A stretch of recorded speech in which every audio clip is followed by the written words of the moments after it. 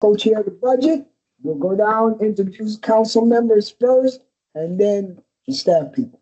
Richard Ortiz, co-chair, 135th District. Pedro Castillo, budget. Anita Martinez, 139th, non-committee member. Sheila Medina, 138, not committee member. Nat Herron, council president. Anybody else? I don't think so. Okay, now we'll do, Tom Gill, Director of Planning and Economic Development. Bill Coleman, deputy director. That's CAO. Oh, go ahead. Curtis did an idea, sure. Paul's here. Official. Deputy federal project manager. Come up here. Jonathan, go. Ken Plato, Finance OPL. I try to tell you to get your butt over here with us. I called him, man.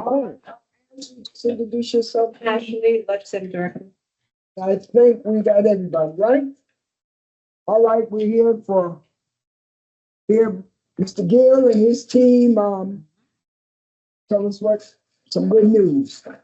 So before Tom, the usual, just a quick 1-2 minute Yeah. financial aspect of this. So as you'll see, starting with page 351, the budget book, if we start with the planning and development, their budget is steady, ready, no major changes. The one item that does go up in their budget is part of what I explained in the first meeting about spreading out a bond refinancing, refunding savings that we will achieve this coming year. And so about $1 million of that savings is reflected in this budget as kind of the overall share of debt service to spread out between departments, the way the city budget book has always worked. Other than that, there are a couple of small line item modifications based on history, but net their budget is relatively even for planning and development main office. Councilman, introduce yourself. Councilman Galen Murray from 130th District. Good morning, everyone. All right, we'll turn it over to Mr. Gill and his team. Thank you, Councilman Newton. Still there. Thanks for the opportunity to be here this morning and tell you all about, which I'm sure you already all know about it, development, planning, building, and zoning. We have had, as Ken said, our budget is pretty steady. We have it at all. Number of personnel are the same. And from a revenue point of view, we expect all revenue to be in as we had projected. Our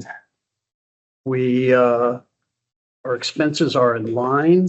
I don't believe we have any overages in expenses.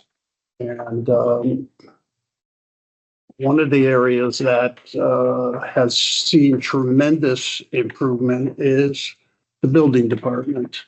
I think Sean has done a phenomenal job of reorganizing that department so that the number of issues are minimal now. But more importantly, processing business on an expedited basis. So as best we can determine, the developers, the contractors, the homeowners, the people that are doing projects are really pleased with what's going on over there. Paul has done a good job with zoning. There's been no real issues there. One area that we need to address is Sean needs 2 inspectors, an electrical inspector and a building inspector, but they're very difficult to come by because they have to be state certified. So we've been advertising those jobs out there. But in the meantime, he's done a reorganization to the point where reviewers are out there doing inspections at the same time. So it's not like there's a hole there. He's made adjustments. Project demolition wise, we just did 3 major demos, Warnaco, which has been blighted for years, Ostermore and Councilman Castillo's district, which has also been blighted for years. And then we took down the former health department building on East Main Street. All those demos came out very nice. The process that we used in hiring BL Company and Time bond with. Time Bond to write the specs on it, the demo helped considerably. Project-wise, there's a lot of projects moving forward, a lot of private development. From a housing perspective, we are, I believe, about 1,600 units under construction now, with new units coming on board. We just did an analysis, and Bill, I'll let you talk about that. We did an analysis on the number of units that we have currently, what percentage were market, what percentage were affordable. And I believe we're still up around the 30% range of affordable, which is probably one of the highest in the state, if not the highest, as far as having a good mix of apartments. Jonathan has been, we don't have a planning director. Kathy had left, but Jonathan's been handling that function right now, in addition to his other responsibilities, and done a really good job on that. So we haven't lost a beat there. We're asking, I believe, for money for in this budget for the master plan, which will be coming up again. It's every 10 years, I believe. It's hard to believe it's 10 years that went by since we did the last one. So working on that end. The City and Town Development Act is in good shape. So we're trying to utilize as much grant funding as available. Jonathan's been working diligently on safe streets and sidewalks and Park Avenue. And so Jonathan, I don't know if you want to, where we are with that. Yes, on a citywide level, we have a grant through USDOT managed by FHWA, and that's I think 2.8 million in total. It's like a $3 million project, and that'll be exploring the entire city, coming up with a design manual, and it'll start to dictate the way that we treat streets throughout the entire city. So that's citywide, and then there's a number of projects, be it East Main, Park Ave. We're still actively working with MetroCog on Stratford Ave with DOT. So it's a lot of major, transportation infrastructure projects that we'll work. Projects, I know there's been some discussion on some projects that are really out of our control. They're private projects, but have taken a considerable amount of time. And one of them we must get it out now is Anthony Stewart's project. We have met with Anthony and the state. Anthony has gone through, as a requirement from the state, extensive construction analysis as to what it will take to finish this project. Just sent those numbers up to the state. Matt Puglisi is, who's the deputy commissioner, has pledged to try to get a low interest or no interest loan, not a grant, a loan, to cover what those expenses are. And they range anywhere between, until it's finalized, $1.5 million to $2 million. Now, part of the problem with that is that the numbers that he has there, it has to do with upstairs space and daycare space and things like that. The goal right now with the state and the city is to get that food market open. So that's the area that being focused on. We do have some RFPs out. We have an RFP out for Remington, which we will have hopefully our final information by the end of this month. Get the committee back together to make a decision on that. The Bassick High School RFP was awarded, and those negotiations are going on. There's some other new developments happening on property downtown that we have RFPs out on. So we're trying to move city properties as fast as we can. Bill, do you want to add anything? It's the arena RFP is out. And the arena RFP is out. That's the other one. And the recommendation we made for SIC is in front of the council for its consideration. Good. Yeah, just a couple of points. One, why are we gonna take Harding down? Number one. What is that? Oh, I'm sorry, we've been joined by 3 other council members.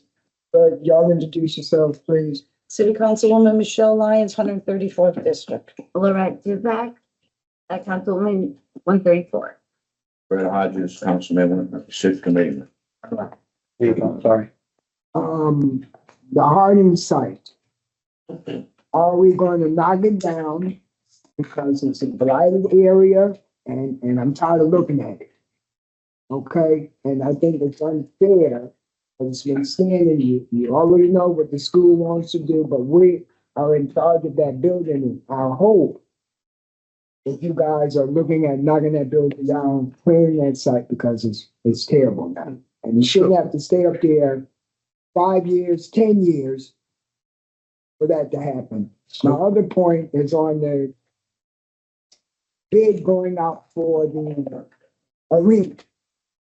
I would hope that whoever's doing the contract, the same way they did with the amphitheater, to where we build in maintenance costs so that they'll have a pool of money to make sure that building is fixed right and those kind of things, so it doesn't always fall on the city. So there's an R&R account associated Should with fall it. on some of them on the developer too. So those are the 2 points that I wanted to make sure that you. Yeah, and yes, there will be an R&R account. Okay.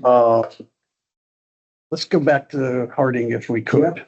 If you recall, we negotiated with Bridgeport Hospital for and we came up with a proposal that went to the council whereby they would pay the appraised value, which was $3 million. We would utilize that money to knock the building down and then turn the property over to them. So they were responsible for all the remediation of that property, which could be, who knows what that number. Council did not want to do that. So I went back to Harding High School, Bridgeport Hospital, and said, look, if you buy the property for the $3 million, but you take on the responsibility of knocking the building down and remediating the site, I think we could have a deal. Pam Scigliera, who is the chief operating officer at the hospital, went to her board, the Yale Hospital Board and Yale University Board, and they said no. Right. So now the building's sitting there. We have been told that the Board of Education is going to use that building for a school to consolidate 3 or 4 schools in that area. Problem with knocking the building down before that project is approved by the state, the funding, as you know, is that we would not be able to recoup that money. So the city is going to have to spend $3 million right back where we are from the beginning, 2 years ago, on them demolishing that building. Can I jump in on this quickly? Just to back what he's saying. The demolition and remediation costs on that property are built into the budget that we're giving to the state for the East End School, which is why we're fighting so hard. And George Garcia, he's before you next Saturday to explain this project. This is why we need this thing approved by the legislature. and the Senate Council All right. right now. All right. Yeah, that makes sense. Okay? Let me just finish. Good. So we're doing best we can. We're working with public facilities to try to keep that boarded up, but you know, they have ways of getting in, no matter what. I'm clear. I'm clear. Okay. You want Through the chair, I just want to mention though, if the state in this session does approve, we do have the money in the capital plan. Once the governor signs and it goes to OPM, then if we start spending based on that approval, it could be in the next year that bond money will be here, that we could start with upfront our money and still get reimbursed, but we do have to wait for their formal process to take place. So it could be within 6 to 9 months if we're fortunate. Yeah, Okay. so it's, at this point in time, it makes sense to wait. Okay, Yeah. now, at least I understand we got a plan, okay? Who? Anita. Anita. Got quite a bit of stuff. You got a lot of stickies there. I guess I'm well aware of the policy. Thank you, Mr. Chair. First and foremost, I want to state that I'm in favor with Matt Puglisi and what he's attempting to plan for Anthony Stewart to continue to succeed with the grocery store. I have no concerns about anything else, no upstairs, no daycare, no special space, no corner room, the grocery store, and that's all I'm concerned about. And we share that. Yes, OPED, we told that to Matt and we told that to Anthony Stewart. yes. Care about your office upstairs. We don't care because you don't have leases. We need this grocery store. That's all I care about. That's all I care about. I just want to put that on the record. I know you guys are working on it. I am going to send an email for a follow-up meeting. Going into the budget, page 352, I'm looking at FY 24 actuals. So I know that this has been an issue that has come up quite a bit of budget meetings. I see for FY 24 actuals for park and revenue amphitheater, there was nothing. FY 25, there was nothing. Now I see for FY 26, there's 100,000 under 41687. That's the empathy. Yes. So my question is, FY 26, 27, and 28, we have this 100,000.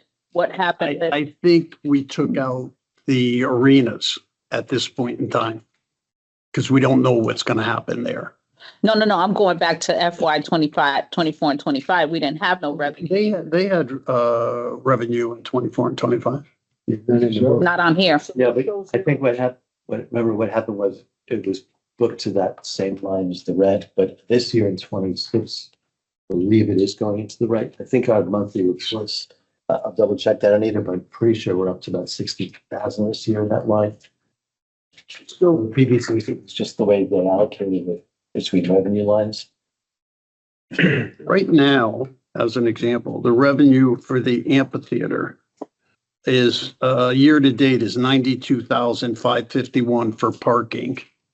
And For the for the amphitheater? arena, 53,667.07.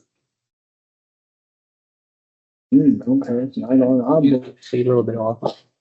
So there was a period of time through the chair that the parking revenue wasn't coming in the amphitheater. Oh, yeah. I remember that. Parking revenue came in, whether it was being put in a different account or not, Ken. There you go. Thank you, The Bill. lots, the other lots there. Thank you. Thank you, Tom. Thank you. Thank you. We've been fighting with him. That's right. We've been trying to figure out where the revenue has been going for the parking because we know that people are getting charged to park in the lot. But for years, we couldn't see it on this budget. That's right. Yeah, It's the first I time think, I think I know the reason. Okay. Yeah. That Put on the record. was a misunderstanding as to what the state agreement was relative to parking. And it was not and it started with the arena and then we expanded it to the amphitheater. And it's not just to go into the city coffers. It's supposed to go into these accounts. So we have a accounting of that. Haven't felt that. So as of this budget right now, as of today, we are Yeah. bringing in revenue. These are the numbers Yep. and we'll continue Okay, all right, What perfect. was those numbers again? That was 53,000 for the arena and 92,000. Okay, all right. Okay, that's good. 'cause Can we you just? I'll get you a copy. Thank you, I appreciate it. Thank If you. you're gonna make one, you might as well make one for everybody and we can put it on the record. Okay. All right, Jeanette? Thank you. What's happening with Madison Avenue? We had a meeting with Mr. Getz and Ahmet. And Ahmet has, taken on an investor who is going to put some money in there with him. And so we expect that that project is going to start relatively soon. We've Well, been joined by. But I'm sorry, and it'll be the project will be what we had met with all those people and neighbors with and your constituents. That'll be the building that'll be. I need to be able to tell my constituents what's going on because it's blank and I'm not gonna have an empty parking lot. No. I'll take it and, sell it to somebody else. All right, we've been joined by Councilwoman, Mary Kevin Lee, who has joined us. All right, who's next? Chairman, may I also recognize that we've been joined by planner Deanna Elise O'Neill. Okay, yeah, she introduced herself, I think. Rich, you got me down. Yeah. Galen? Yeah, I'm wondering about, you have in the budget here for, fiscal 27, $300,000 for rent for the arena. Yes. Is that, are we still going to be able to collect that rent? They have been paying and they will pay through the end of this year. There were two agreements with the Islanders. One was licensing agreement relative to the hockey team. And they paid us the penalty on that, which was, Tom, what was it, 475? Tom Godet? I'm sorry. The licensing fee amount that they paid, was it Yeah, $480,000? $480,000. There's still an operating agreement with them that we are still negotiating with them. But they will be paying through the end of the year, so that 300,000 will be in place. Through the end of fiscal year 27? Yes. Well, I would say. 26. Here's how I would characterize this, because this is a little bit sensitive. Like Tom said, and nobody really understood this arrangement, it all went down. There was an agreement that says license, that the hockey team must play in Bridgeport at this arena. And if you break this contract, then you need to pay what are called liquidated damages. And that was a calculation of 3 years worth of expenses that the team would have paid the operator to be there. It's about $480,000. That was actually probably generous. We gave the squeeze to them because they were mad they were leaving. So that was pretty good. So that was extra revenue in this year's line. But then there's a separate operating agreement, which is just like who runs the venue, like who keeps the lights on and whatever.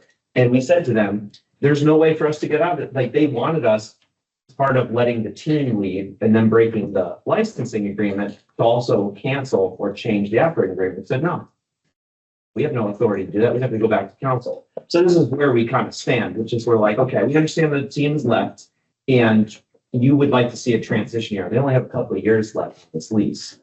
In the meantime, we will RFP the building and see if we can find another suitable sort of entity to come in and take over. At which time we'll bring it to the council and then we can get rid of the current agreement and move on to a new arrangement and then do the types of things Ernie's saying, have a capital reserve account, blah, blah, blah. But in the meantime, you are to keep the lights on and pay the rent. That is your obligation. And if you don't, we're going to come for you. And they were, in fairness to them, they understood and respected that. So we have no beef with them right now. But as far as we're concerned, that rent is due for the remaining term, which is still another 4 or 5 years, unless and until the council makes a different arrangement as a result of the RFP. And then depending upon who wins the RFP, at that point in time, we would negotiate that even while you're in construction or whatever you're doing in there, remodeling, we would like you to pay the $25,000 a month.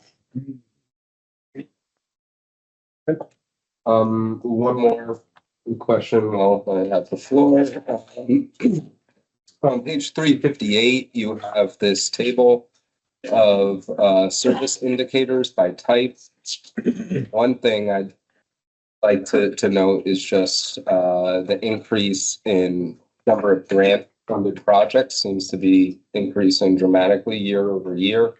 But it looks like there is not any effort right now to help companies relocate to Bridgeport. So I just want some clarification. Is that a strategic shift within this department over the past few years?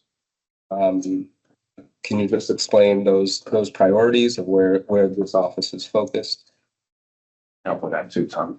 Can help with that. I think that we're really trying to lean into the partnership with the SMBE office and really acting on what I think is the right philosophy that best growth potential within the city's business community exists among those who are already here and who are committed to the city. Less efficient and less return on the recruitment out there in the big wide world than you do with really getting into a good relationship with your existing business base. And that's really what we still do run the enterprise zone program. Max is still very active. Max Perez is still very active in that. We do attempt to be responsive to some of the broader regional entities and state entities, Bridgeport Regional Business Council, who do some broad marketing of the region. But the roll up your sleeves focus is on the existing small business community in Bridgeport. And we've seen businesses grow.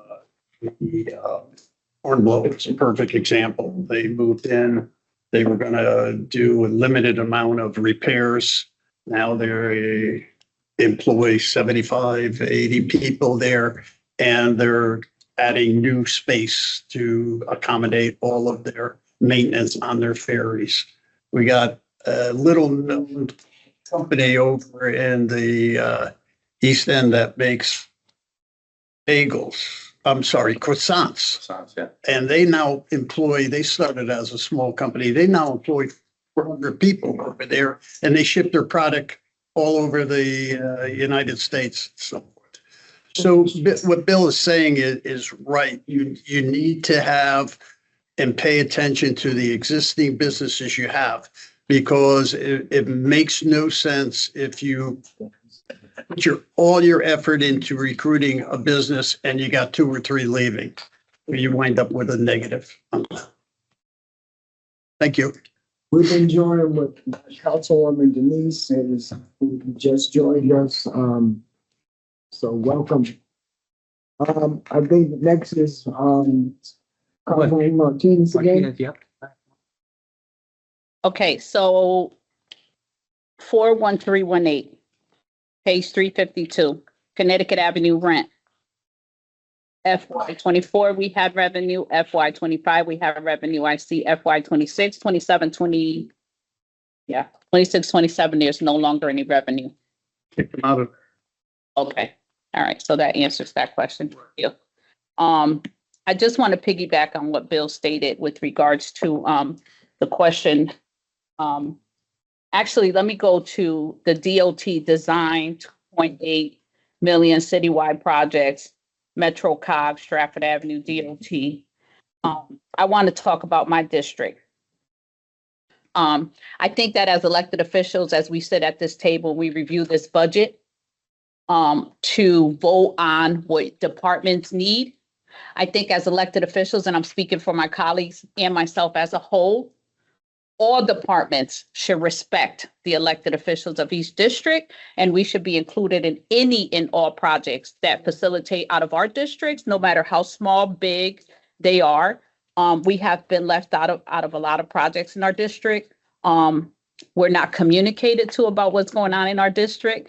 And at the end of the day, we all, the elected bodies, have to vote on these projects. So that's an issue that I have with your department, and I'm addressing it because it needs to be fixed. Council members are disrespected. There's no communication on understanding what's going on in the district.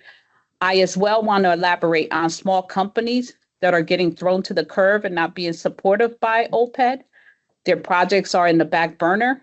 So we have an issue with companies that are known to the city that get the front row of the projects. Small companies that are not big millionaires are thrown to the back burner of their projects. And we need to fix that problem, Tom. And we need to fix it soon because it's unfortunate that we have to operate that way in the city. And we cannot blame the small minority business office. We cannot.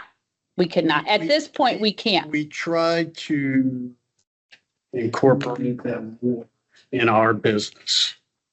And not because you're sitting here, but your wife did a phenomenal job for us going out to businesses and small businesses and participating with them. We've kind of lost that now. She's no longer there and we got to replace that. But I hear you.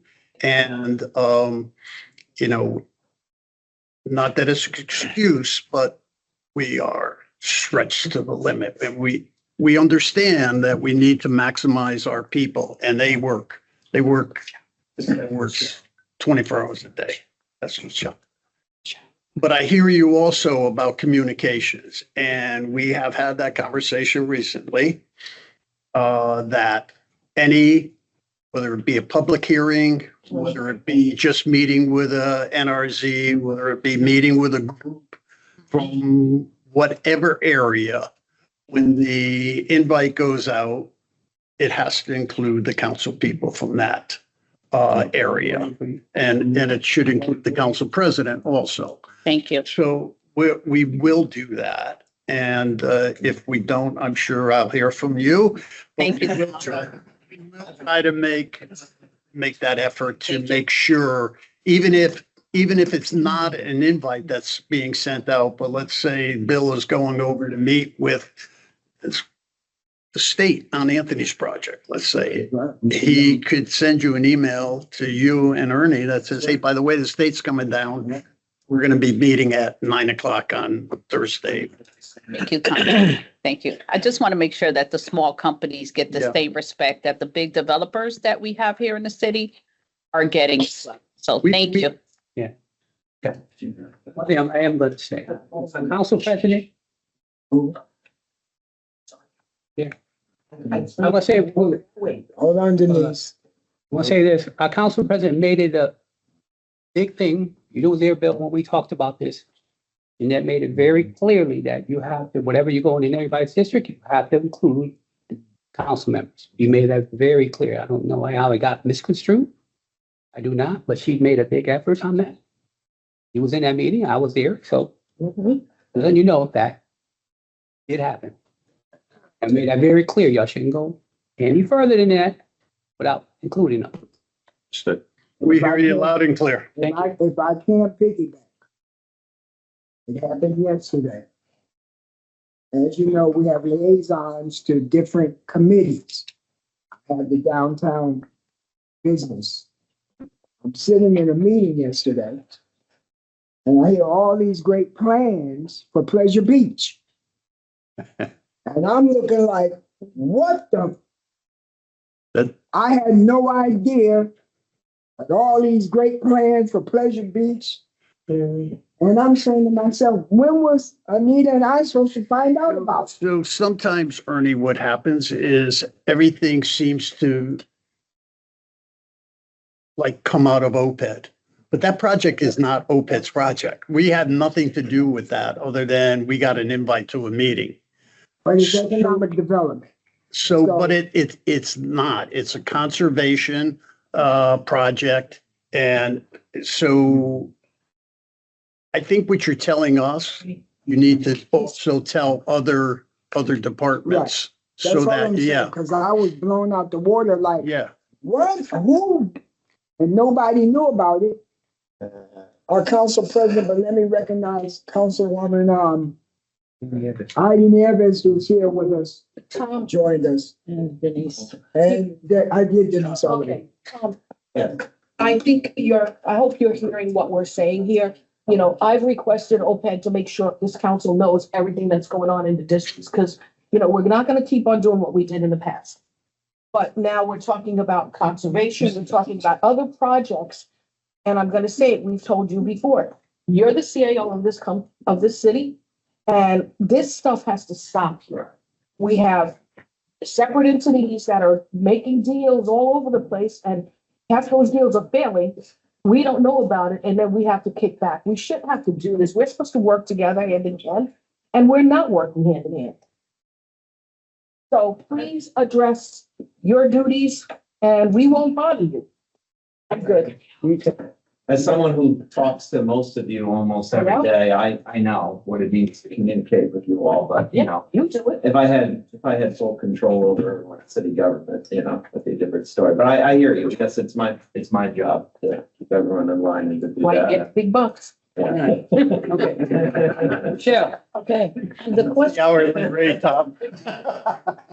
on the same subject, move on. Me, but Michelle too. So go ahead, She's a Michelle. woman. She's thanks. Go ahead, Michelle. The question I have is, and maybe this clarifies something I was just mentioning this slightly to Jeanette, Council President Jeanette. And the question I have is this. Private companies, like, I'll give you an example. The coffee place ended up in my district, didn't know about that. Marshall's now just shut down. And hopefully on a temporary basis, because actually I'm gonna call the company because that business there is big in our district. So, because of the roof has to be fixed, all that other stuff. So I'm gonna call them anyway. The other thing is, the question I have is, if does every single business in this city whether it's privately owned or whatever, do they have to or should they have to, and should they come to the city of Bridgeport to let us know that they're coming in? I have the shoe place, over in Commerce Park there. I didn't even know that was coming. No, do they come to you and just say, oh, listen, we're opening up a business, say in the North End? No. How does that work? No, they don't. But where they should go, depending upon what needs to be done to the facility, they should go to zoning if necessary and to building department. But they don't have to come to us and say, we're going to be leasing out space in Commerce Park. Okay, so if that's the case, piggybacking on all our conversation here, then, I'm sorry, what is your first name?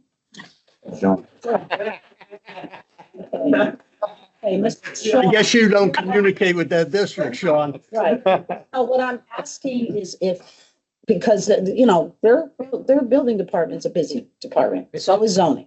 So maybe we can try to get some kind of communication, or maybe we have to do something like when personal businesses are coming in, that they should announce to the mayor's office or your department, so then we know what's going on. Because it's, you know, these businesses are either flying open here and there. There has to be some kind of proper protocol. I'm sure in Trumbull they don't do this. Again, I don't think that's physically possible for every business in the city of Bridgeport that's privately financed or privately run to do that. I'm sorry, sir. I don't agree with you with that. I think that somebody should at least tell the city of Bridgeport they're coming in. We should look at that as an investment and a positive, first of all, before. If the business is a problem business, we usually find out about it. Sure about that. Good, Sean. There is a repository in the town clerk's office where businesses do register their business name. So that might be an office to talk with about, could they issue regular updates as to the new businesses that have come into town? That may be helpful.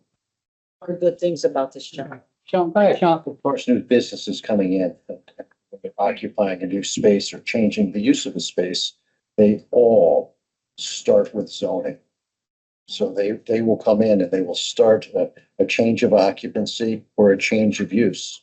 And that's really like the first step in them coming in and establishing a business in town. So we are documenting it, and it is part of our routine. I know, but, and you're, like I said, I heard you're doing a great job. But what I'm trying to get is you're documenting it, but then OPED doesn't know about it. We don't know about it, and neither does any of our council people know about it. So I'm trying to think of a system, because I'm sure, you know what I'm gonna do? I'm gonna call Trumbull and see how they do it. That's what I'm gonna do. Find out how, when a new business comes into the city, do they come to, the city hall and let someone head know, so then the council people know there. There has to be some kind of protocol. There has to be. And don't, listen, I know businesses open up, but at least out of respect, you're coming into the city, you would want to be known that you're coming into the city, so you have customers that could go to your business. Coffee shop, that new coffee shop is pretty good. All right, in this order, Fredo, Denise, Thank you. and Anita. Fredo.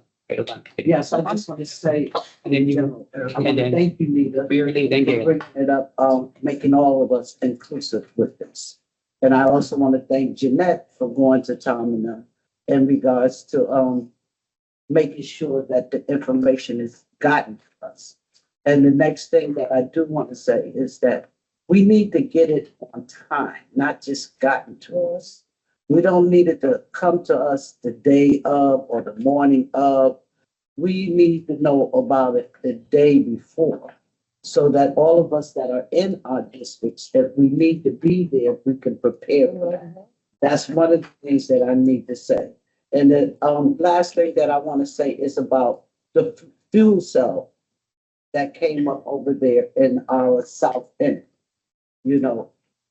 When this first started out, it started out as one cell going over to Howard Avenue, talking with Gary Flacco and everybody else in regards to how great it was and what it does in regards to the school and the building and no noise and no this, went through all of that.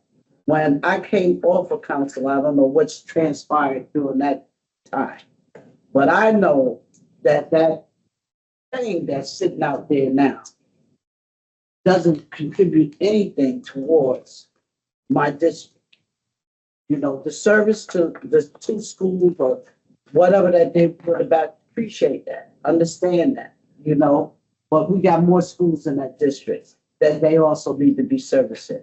We have more residents in that district, so I'm just looking at it that if they're not capable or able to give a discount to every resident, which I don't feel that they can't do that, I feel that they are the ones that should be working on getting more stuff into our school system for our children.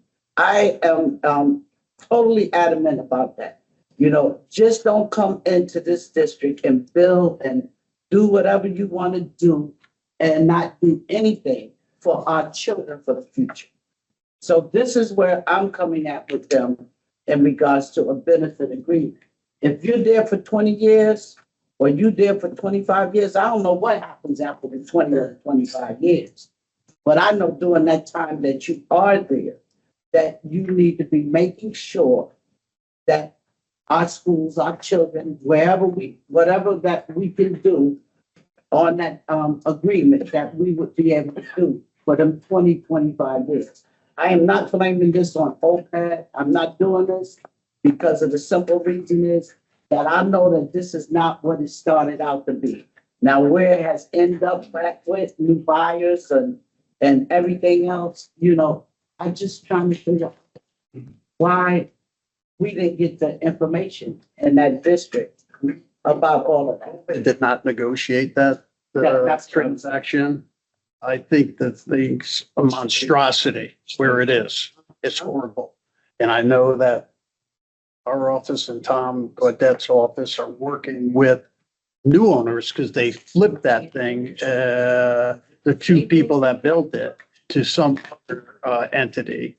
We had them in about at least putting something up to take away that horrible looking structure that's there. And I'm glad, I'm glad to hear that OPED or CAO's office had nothing to do with that. and that you guys are working towards something as well with me and my council partner and some of the residents in the community. I'm glad to hear that you had nothing to do with that because we didn't even have that knowledge. Ernie, Yes, ma'am. I thank you. Thank you. Fredo. You're welcome. Jonathan, this, sidewalk, when they do these sidewalks, they just do sidewalks. They don't even do the curbside. A lot of people are getting tickets because they're just parking on the grass. But there's nothing to, to give them a distance where they can park. Are they gonna they're gonna do curbside too, or just doing sidewalks? You have to elaborate more. Like, You on just said which project? a sidewalk, you just said sidewalks. There'll be curbs.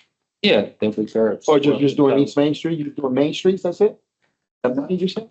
Or are you gonna The try? money we're talking about, the first one, the Safe Streets for All grant, is about creating a design manual and an action plan of pedestrian safety issues throughout the city. That's more planning and demonstrations. Some of the stuff you might saw on Fairfield Ave, state came down and put up some bollards, it's some extra striping. So we have a good chunk of change to do that throughout the city, once we have that all figured out. We have some sidewalk, and some infrastructure projects, but yeah, they're all gonna have curbs. I think the design will be dependent on which project we're talking about. And the idea is to make as many as our sidewalks accessible as possible, because there's a lot in the city that aren't. And so that's what the whole concept is that Jonathan started. The only reason I ask, because in my district, on Frank Street, when you come into Frank Street. Yep. It's just all asphalt and it's potholes, Yeah. but there's no curb, Asphalt sidewalks are actually illegal. So it should be concrete. But that's Yeah. a business that we at least, hey, you can't have this. You gotta, that we could at least tell them that they got. Public facilities could tell them that this sidewalk is not in conformity to the requirements. All right, no problem. Mary Lee. Vacation. I thought such a city here that I didn't know. How in the world can somebody come up in here and do business in the city don't know about? You know, that's my thing. And the other thing, if you're doing that, and who else in charge of knowing who coming here, they're supposed to know who coming here to the business, and you. So, and I also think that, I think that everybody can't be up in these offices. Everybody can't be up in these offices, you know? And I said this when Ida was president, I'm gonna say it now too. The president should go up in these offices and then should bring the information back to us. It shouldn't be 2 or 3 people know and then the other 3 don't know, whatever the case might be. All of us, you know, because all of us are voted on this stuff. As a key word. There's too many people. I'm going to everybody. I'm not saying all of us, but I'm not guilty. But 2 or 3 people in these offices, and they deal with these people and threaten these people when they both get in trouble and stuff. If they do anything, it shouldn't be like that, you know. And we have to have, you know, we talk about respect, and I'm glad that Peter, my niece, brought it up. You know, when we talk about respect, we have to give respect too. When people come to this meeting, they should be scared of who's gonna beat them up and all this carrying on this stuff. You know, everybody deserves respect. Give me what I say. But then some of us don't do that, and some of us should not be talking to people because we don't know how to talk to people. You can't both flies with honey or bees with honey, however that goes. We can't do more than that, but no, we don't do that. We throw our way just because you counsel people. You ain't nobody. You're not even the mayor, so don't even think that you have just but I was in the mayor, that a person with 3 heads is in this farm. Everyone, somebody got to be in charge. And we don't respect anybody. You got to give respect in order to get respect. You know, so when we talk, I'm glad, my D brought that up about the respect part, you know. Folks don't respect some of us, because we don't respect them, and then you do deals under the table, and then expect folks to respect you. Folks know when you wrong, and and the ones that bring the business up in here without us knowing, my friend over there, you need to do something about that. That's not fair. I ain't talking, you're not my friend, afraid of that other one over there, my friend. What are you talking about? I'm just listening to you. Hey. I'm talking about you. No, I didn't say, I was listening to you. Talk about you, I was finna say, no, I wasn't talking about You you. wanna be my friend? I don't need to be your friend. It's a privilege to be my friend. All right. Well, she say stuff. I was just listening to her. Didn't I say if you're not guilty, then I'm not talking to you? Let's do this. Oh, you said I'm not my friend. All right. You said that to me. I think you can't even joke. A joke. Hey, come on. Come on. All All right. right. Well, you know, I'm just saying, you know what I mean? I was talking about Mr. Coleman over there, okay? I was talking about whoever. I don't even know who's responsible for bringing buildings into the, for knowing that buildings gonna come into the city. I think it was, I don't know. I could be, but whoever it is, they shouldn't let them do that. As Michelle said, you know, business should come up in here. We don't know who it is or whoever the case might be. So whoever is guilty, just guilty. If you're not guilty, I'm not talking to you. Then I'm through with that. Thank you, Reverend Lady. Who's next? Anita. That, okay, let go for it. All right, you got a mouthful, so we gonna go with it again. I think I'll be a little bit more tame. We're looking at the priorities, midterm priorities, the Arts, Culture, and Tourism Commission. What is happening with that? What can the council do to assist with that priority? Yeah. So what we did was take a look at the former mayor's commission on the arts and revise it, prepared it, shared it with legal. Legal offered some opinion on whether some things are in form with what the state requires, and making sure that, you know, there weren't anything going to pose any issues. Joe in my office has been revising based on their most recent feedback, and we're hopeful to get back to them to get any additional, and then we'll be looking to go to the ordinance committee to adopt it. One of the things we want to make sure happens with it, and part of the delay has been, there's a desire to have a cultural district commission. And I think that feedback I received from, say, the DSSD is one of the reasons they didn't pursue it was because it would require the creation of a new commission. We've had some conversations with the Office of the Arts, and they've helped inform us on a way that we can have a single commission that oversees any and all cultural districts.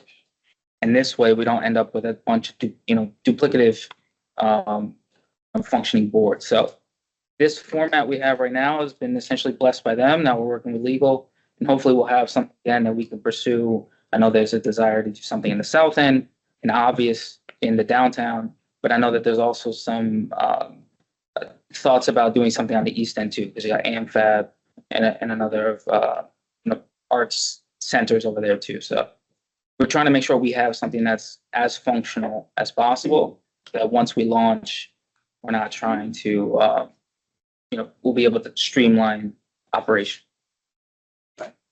Just, we got it. Anita. Okay, so I'm on page 355.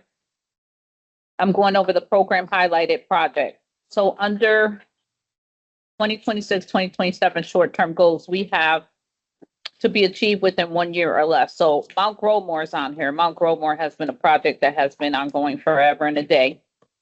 And I do understand from our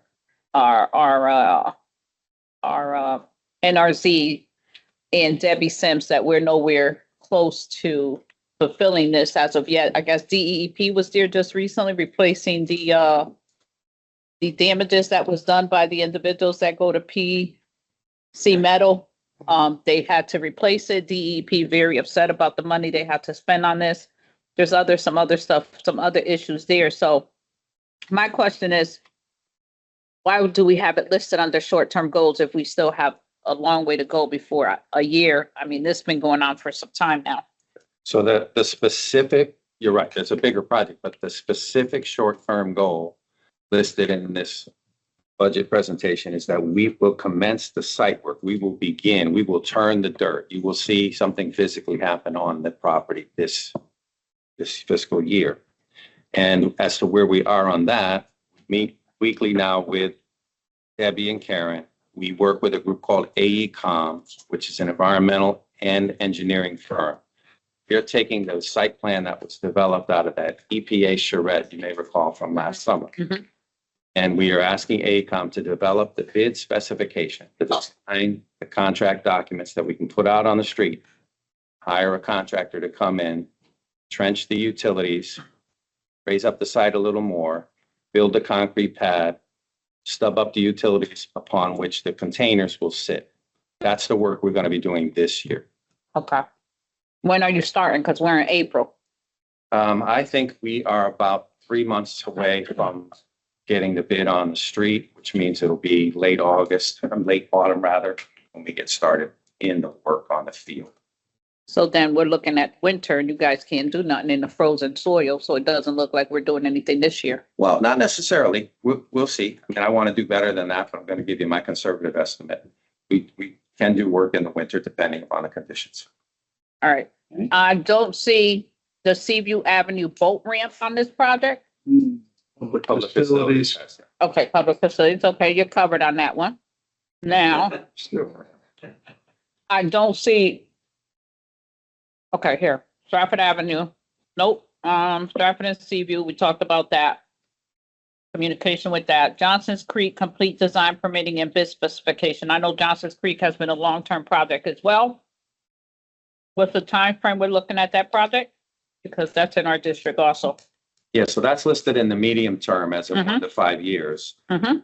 It's harder for me to predict the time frame there, Councilwoman, because of the difficulties with the relationship, quite frankly, with MetroCog and the NRC. MetroCog has had about $400,000 in grant funds they want to use to design the Johnson's Creek improvements, but they can't finalize that design or really even start on it if they don't have a good community engagement process in place. And that's been difficult to put in place. We did have productive discussions with the NRC about a contract between the NRC and MetroCog to provide for that community input. And I think once that gets resolved, then we can put this thing on a schedule for design. But Johnson's Creek has been a long-term project. It's been long-term. I mean, even though we have it here to achieve the goal within 1 to 5 years, we're beyond 1 to 5 years that we've been trying to do this Johnson Creek project. So I'll come see you about that. And my last that I don't see on here that I know we have pending documentation, but it should be on here. Stratford and Union eminent domain. Well, we looked at the Stratford Avenue properties, and what has happened is that the properties that were listed in the list that we developed with you, Councilman Newton and Councilwoman Martinez, actually have seen develop. The one on the corner of Reed Street, I'm not saying they're going gangbusters, but they are spending money and doing something. The one on Union Ave. Talk about Reed Street. I'm talking about Union and Stratford Avenue. Okay. The one on Union has similarly been renovated. At the time we last talked, it was a complete disaster. It's less of a disaster now with new apartments on the upper floor. So if someone's spending private money to put a property back in order and housing people, you got to tell me if it's still the same thing it was when we talked about taking it. It's nowhere near the same, but it's still the same. It has a big chunk of building missing. You must not have been to the East End in some time now. I'm there. It's missing. And the building, it's an eyesore. It's disgusting. And I don't care what he has invested in there because they set that place on fire and they collected from it. We want him out. We want him out. We want him out, and we want to give that land to the Board of Education for Dunbar site. I think it would be helpful because eminent domain is not as easy as saying eminent domain. And so it might be worthwhile to have a meeting with the city attorney's office, our office. All right. And you. I'll send an email. Discuss this because what's going to happen is if this property owner is doing here, you try to do eminent domain, they're gonna appeal it. You're just gonna be in a total legal battle. So let's talk to the city attorney's office and see what they think is the best approach on it. We've been trying to do this for how long, Bill? Thought about it for about a year and a half. Nope. Ernie came to you a year and a half. How long ago I came to you with it? I don't know exactly. About, You tell me. we've been on it about 4 years now. 4 years. You're also gonna have to allocate capital. But that's not part of this budget. I'll send an email. We'll set up a meeting and we'll talk about it. Thank you. Thank you. Mr. Hodges. Thank you. Good morning, all. The Office of Policy and Economic Development, page 356, number 7, affordable housing plan. And talks about, maybe Gardette might want to answer that, and maybe OPED. Where is the affordable housing? Because we're talking about affordable housing plan. And we got Still Point coming up, they're there and they're charging $9,000 for rent. And we're talking about affordable housing. If I So can you can, please explain to me? but can I comment on that? Yeah. The reporter took advantage of that. That's it. Size of a house, that one particular thing. It's 1,850 square feet overlooking the water. Whether they get that or not, I have no idea. But the normal price, if you look at what they're offering, there's also 130 or 140 140, yeah. 40 139. affordable housing units in there. In this project. When you say affordable, what is the rate of what affordable is? There are 3 bands. So the affordability in that project is driven by the financing that the developer got from CHAF, the Connecticut Housing Finance Authority. And they have it at 3 levels. You have apartments that are available to people who make no more than 80% of the area median income, folks who make the area median, and folks who make 20% more than the median. So it's basically what's euphemistically called workforce housing. It's not low-income housing. It's not public housing replacement. It's somebody making in the 80%, it's probably about 80 grand. Somebody in the 100% could be making about 100 grand, and then you probably make about 110 in the next level. So you have market, you have these restricted units. But I think more broadly, and then I'll yield back to the boss, but you all have been very supportive. If you look at the numbers at the Windward Commons, at the Crescent Crossings, at that Waltersville School, which I told you they'd get done. We are putting up real numbers on affordability. And that story of that $9,000, I mean, that's an outlier, you know? Yeah, I jump in. I mean, yeah, we've been inundated, obviously, with this on social media. That's not a fair characterization of that project. There are, I mean, look, it also is waterfront housing. I mean, and it's brand new. Right. And they piled on amenities. Right. I mean, you get gym access, you get Wi-Fi, you get a pool. I mean, you get a lot of stuff for your money over there. So, like, you know, not all housing is the same, but honestly, there are units that sell over on the east side, not far from there, that are not as in great condition, that are similar to the street. Yes, rent is expensive, but I will say too, just on a broader strategy, I think you came a little after Bill had said this. They're looking at like projects that are coming online. It's online now. 30% on average is the number of 26 units. New construction now. 30% is like more than the goal. City, we're probably tries to lower than that. 20% Mhm. of its housing stock being affordable. And you said we're targeting about 30%, right? 27% of the housing units that are under construction now. So I think the council can say, because your efforts have been there all along, you guys bring this up every single year. Bridgeport is building more affordable units than any other city in Connecticut, period. And, right, so, no, hold on, let me finish.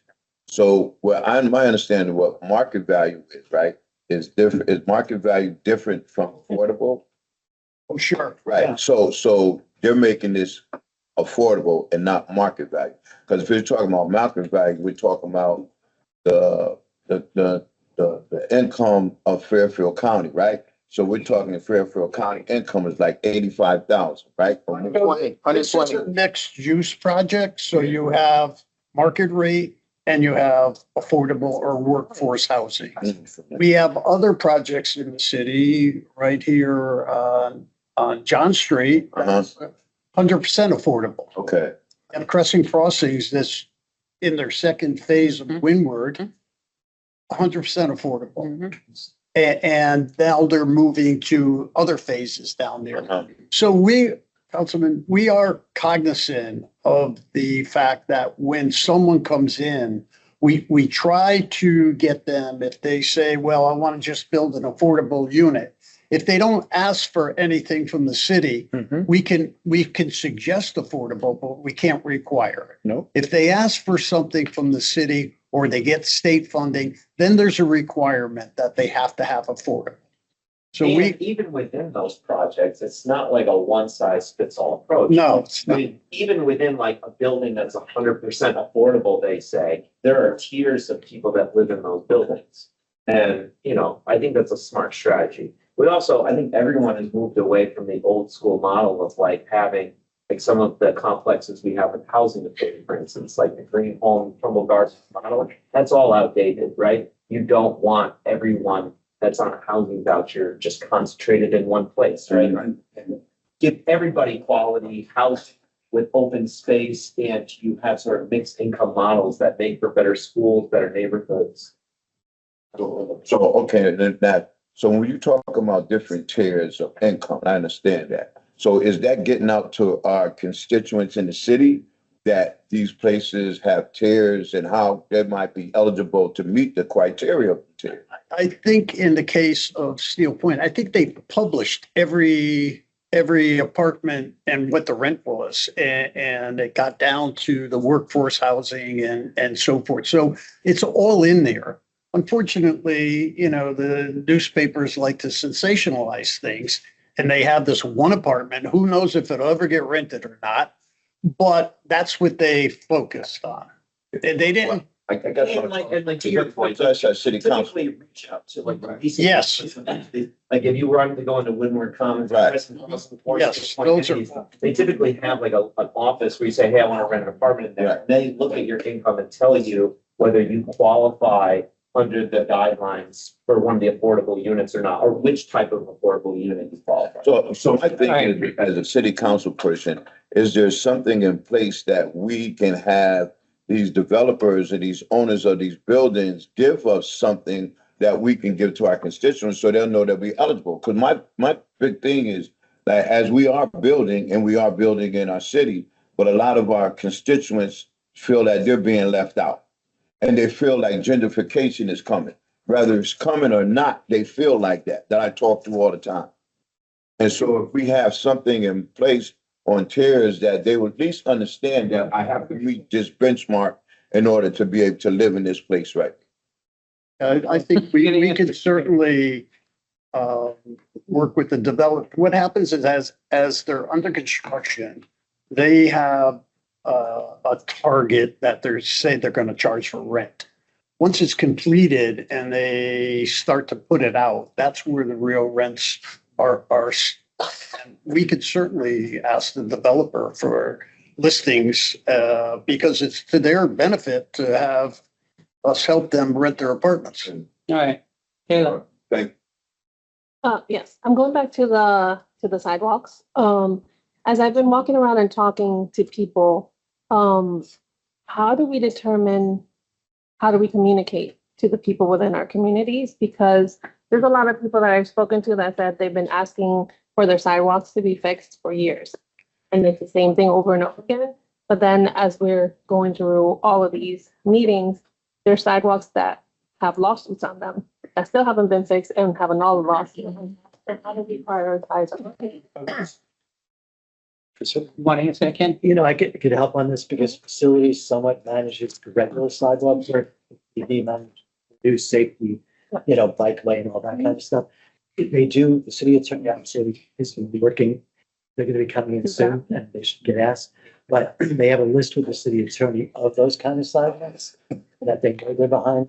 If they, for whatever reason, if the money, there's money there.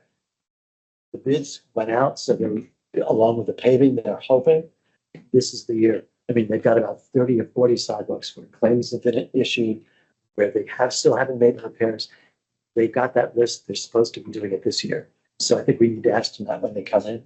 And Rich, through the chair, I don't know, I have a couple of quick budget related things on this, because I kind of went quick on the administrative side. But if you don't mind, just to kind of keep us in the budget book a little bit. So first of all, thanks to Sean and Paul on zoning and on building on zoning. Their budgets are lean, no personnel, there's some vacancies they're in the process of trying to fill, but no new personnel requests because, they are hoping to fully vamp up their vacancies and get those people in-house soon. But the expense side is very, very flat, just like Tom's. On the revenue side, there is something I want to mention because that's a little bit of a risk factor. If you recall last year, we did up the budget for building fees. We've done the same this year because the revenue has been so strong the last 2 years. But I do want to say to you, I have to kind of say this like my predecessor used to say, if there were an economic slowdown for 6 months, for a year, sometimes those building fees diminish. And 3 years ago, we were only collecting about 5 million. The last 2 years, it's been over 7 million. So yes, I upped it to over 6 million from your 5.5 million in this year's budget. But I just want you to know that, long term, it'll be hard to sustain that high level. The other two quick things. Can I just address that for a second? Let him finish first, and then you can address it. And then you can. Okay, so I want to hit the other thing I mentioned too. So the other two quick things are, we covered the capital plan last week, but they were very good on their capital plan this year, and I wanted to thank them because some of you were like, hey, when is this demo going to get done? When does this work? So they're really speeding up the monies that were on hand. They're really working through that really well and catching up on getting those monies expended on the things the council wanted them to expend money on. So I thank them for that. And then the last quick thing, and maybe, Tom could piggyback on this. One of the biggest projects, my hope is that not in this next budget, but for the next few budgets, I think has the potential to really help us on the revenue side is the whole Remington Arms Lake Success Project, which hasn't been mentioned yet today. And the latest I've heard is that if you recall, we did the solar, council approved an agreement with solar. That application did get submitted to the state. State awards should be happening soon. And they're very hopeful that that first phase is going to be accepted. And if it is, then our part of it with our revenue from that, which if you recall is over $1 million, should start phasing in 27. It's 250,000. I didn't budget that, but because they haven't gotten the award yet, but they're plowing ahead. If the second, as soon as that first phase, as soon as that state round is awarded, they're applying for the next round for the storage battery part. And that part of the site, the old factory footprint, has the potential to really be a large revenue generating project that would bring a lot of tax revenue in. So I just wanted to mention those things and then turn it back to Tom. So thank you, Ken, but just the two items. So just to eliminate a lot of fear, when we come up with a building number, we just don't throw a dart. So we go through projects, active projects, and so forth. And we sit with Sean, and he's got all kinds of categories for building, whether they be renovations, whether it be new construction, whatever, commercial, residential. So we do go through those in detail. That's how we kind of arrive at our number. And so I'm not as concerned that, because these are projects that are underway and so forth, or we know that are going to be starting in this coming year. Thanks for the want to put that other project in our budget, but that's not our project either. It's probably a year or two out. Yeah, so that is a project that I guess you and Yeah. Yeah. Yeah. All right. Because that's not our project. We had differing opinions on that project. So. That private owner will. It'll be Ernie, Denise, Michelle, and then Ann with Anita. Tom, And with me? Yeah. Tom and Bill, I'll make a suggestion. Because it seems like we got too many developers in this city that's not connected with y'all. And y'all should pull, when I look at economic development, I look at you guys. I don't look at down the hall. And CAO, you need to fix this. that we only have one economic developer. We shouldn't have 2 and 3 outside economic developers working in the same department, making economic decisions on projects that they find out later. So either that person, and we can't call no names, he needs to be under an umbrella of economic development so that these guys know what the hell is going on. But if you're not willing to do that, then we need to take that position out and put it under economic development. Because you can't have 2 economic development people and the right hand not knowing what the left hand is doing. So if you're not going to do that, then like I'm asking the budget committee, take that position and stick it where it should be under economic development. Want me to do that? I'll do it, but I would hope that you would take it under consideration. Are you talking about project coordinator position? Oh, no, wait, it's time for this conversation. Oh, project. I think Okay. I have an idea what it's talking about. Yes, You yes. can't have 2 economic development departments not knowing what one another are doing. So I will move that department under economic development. No. I'll tell you. Okay. Denise, Okay, I just wanna tic-tac-toe for the college in regards to affordable housing. You know, everything that we tend, we tend to think about affordable housing. It's not the way that we see it, it's not the way that affordable housing is. Affordable housing is something pertaining to what you can afford. And when we say what we can afford, we're not giving the quality of life that's everyone. There's scattered sites, there's Section 8, there's misuse projects and stuff that's going on. There's all forms of public housing anecdotes, and we as council people, we have to understand what affordable housing is in order for us to say this to our constituents. Everything that says affordable is not affordable for everybody. That's right. And that's just the way that it is. So my suggestion is, we as city council people, we should have a special meeting or special something with someone that explains this, that they explain exactly what affordable for public housing is not affordable for somebody that's working, middle income or whatever that we want to say. And I've been following this here. I've made it for about 20 years. I'm still a public housing resident, and it ain't nothing out there that's affordable for me.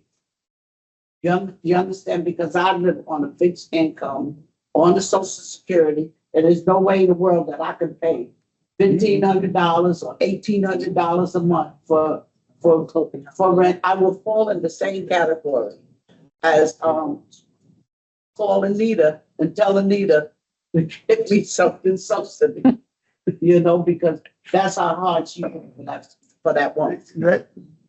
To get that done. That's a good So idea. I think We that can have to help with understand what affordability means. And we gotta know that there's other forms of Section 8, there's forms of subsidy, and like I said, there's scattered sites. They put that out there for people that were working. And when they put that out there for people that was working, they didn't give them no understanding that you may have to pay electricity, you may have to pay gas, you may have to pay water. Then you gotta pay your cable, they didn't give any of that information. So you had a lot of people that went into scattered sites that lost their scattered sites place because it was something that was different to them. It was different. So the affordability, you gotta understand where the affordability come from, where it starts, and where it ends. Okay. Because somebody that's paying $189 or $300 a month is never gonna be in the affordability category that we're talking about. That's right.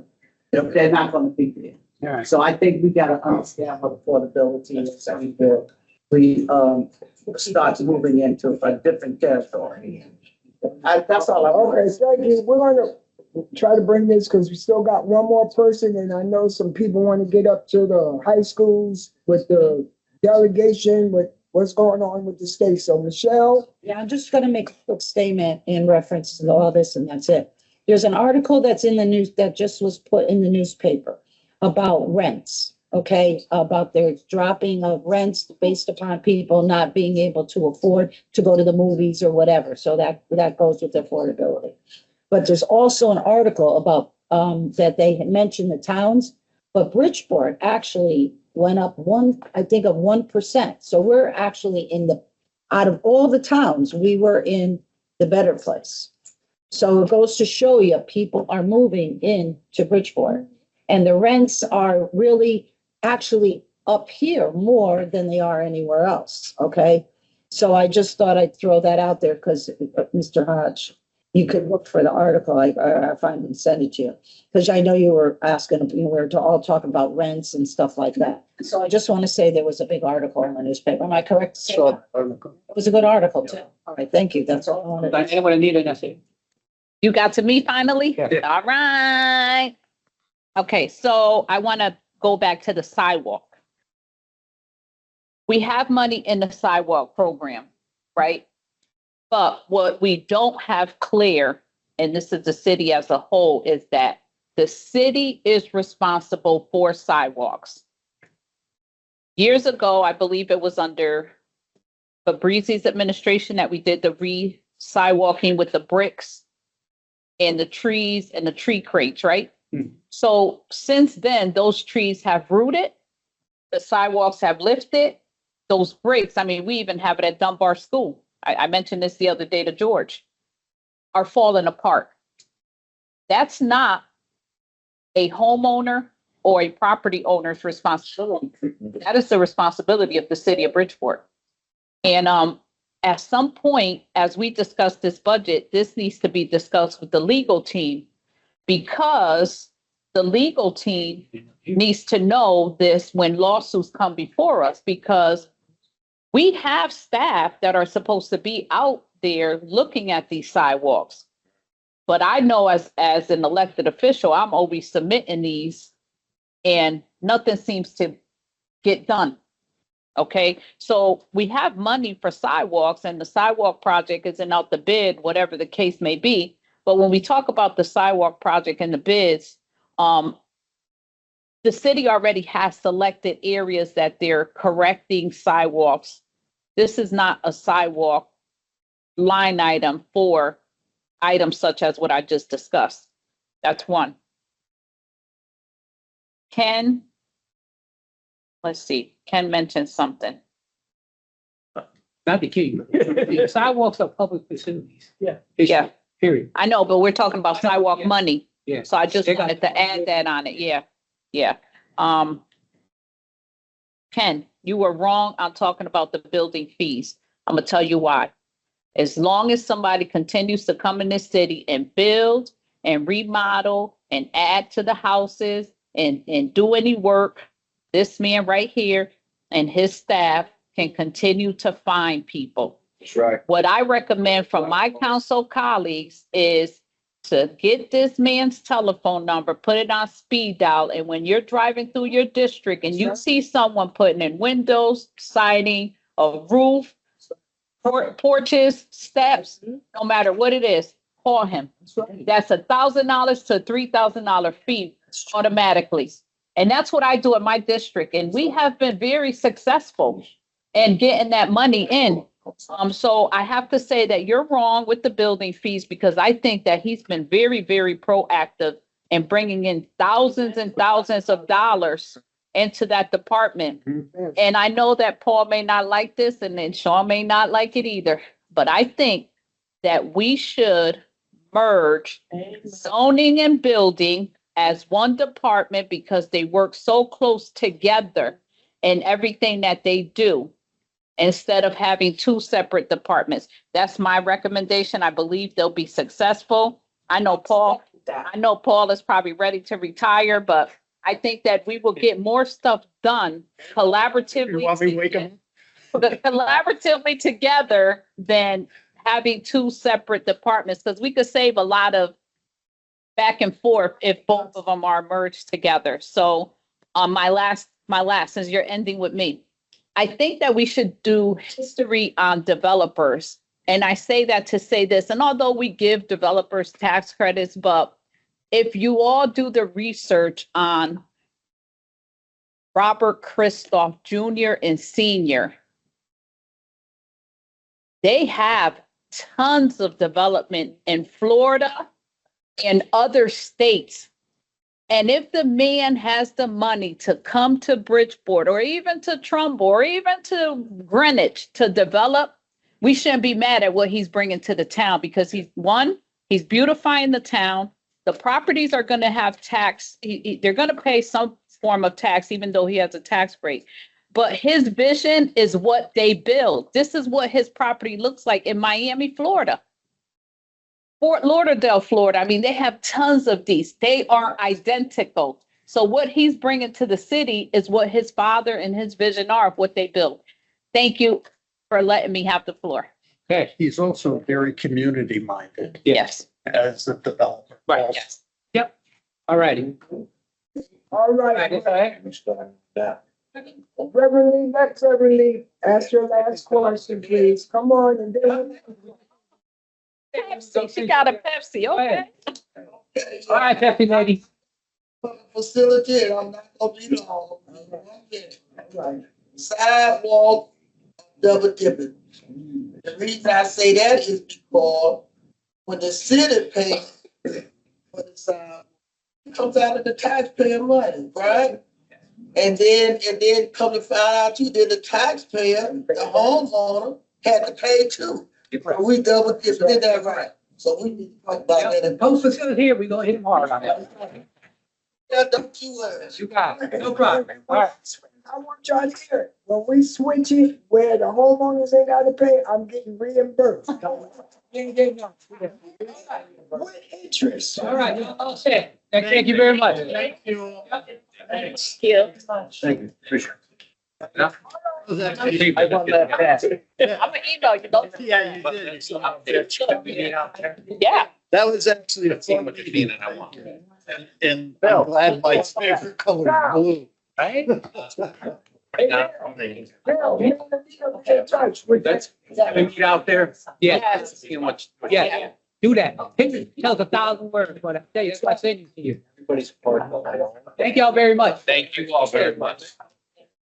No problem. Okay. You don't know just right there. It's done. Oh, Sean's son? Done. He next. I don't have a problem. He did what he needed. Sean, give all the council members your number. Right? I think so too. Oh, yeah. Yeah. You did, you followed me for some time. He works 24/7. I'm at 7:00. He's gonna put a stop order on somebody's house. Right, Shawnee?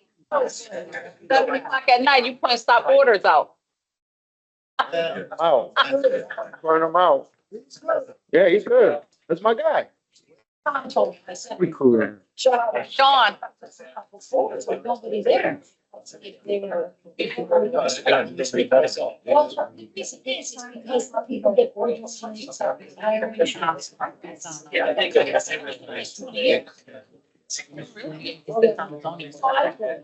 two problems. All right, thank you, Sean, very much. Yeah. But was the, oh, he gave me both. He's been awesome. Director, Sean. Sean. This is such a huge stress. Yeah. All right, I got. You calling me in some food while you at it, Michelle? Yeah, I'm sitting up here, my legs crossed. Like, yeah.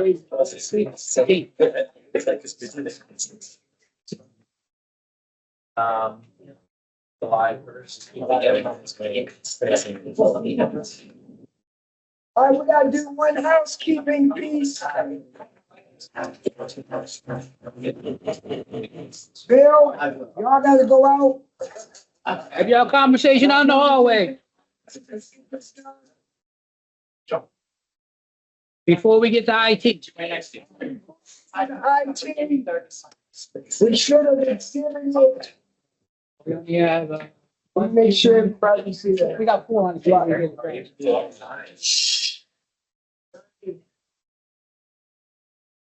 Jeanette, Jeanette was here. and Massey. Come on, you over here. You can sit over here. All right, I need someone to exhibit year-to-date budget report. 04 18 2026A. Make a motion. Can I get a second, please? Second. All those in favor? Aye. Any opposed? Ayes have it. Okay, so that, we should have done that from the beginning, but they just gave it to me. Okay, next is, Kurt, Thank you. ITS. Here, pages 164 to 170. 164. And again, you're going to hear this refrain fairly frequently that I've been stating, the IT budget request and the budget is lean, and without significant change, in terms of, personnel and everything is steady as you go. There are a few minor adjustments in budget lines, but, big picture, nothing major. But Curtis has some significant priorities and things he's been working on.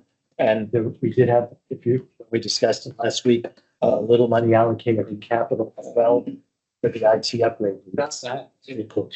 Can I just ask, for Curtis, would you be able to send a digital one to Denise, please, so she can actually see it? Yeah, 100%. See all this.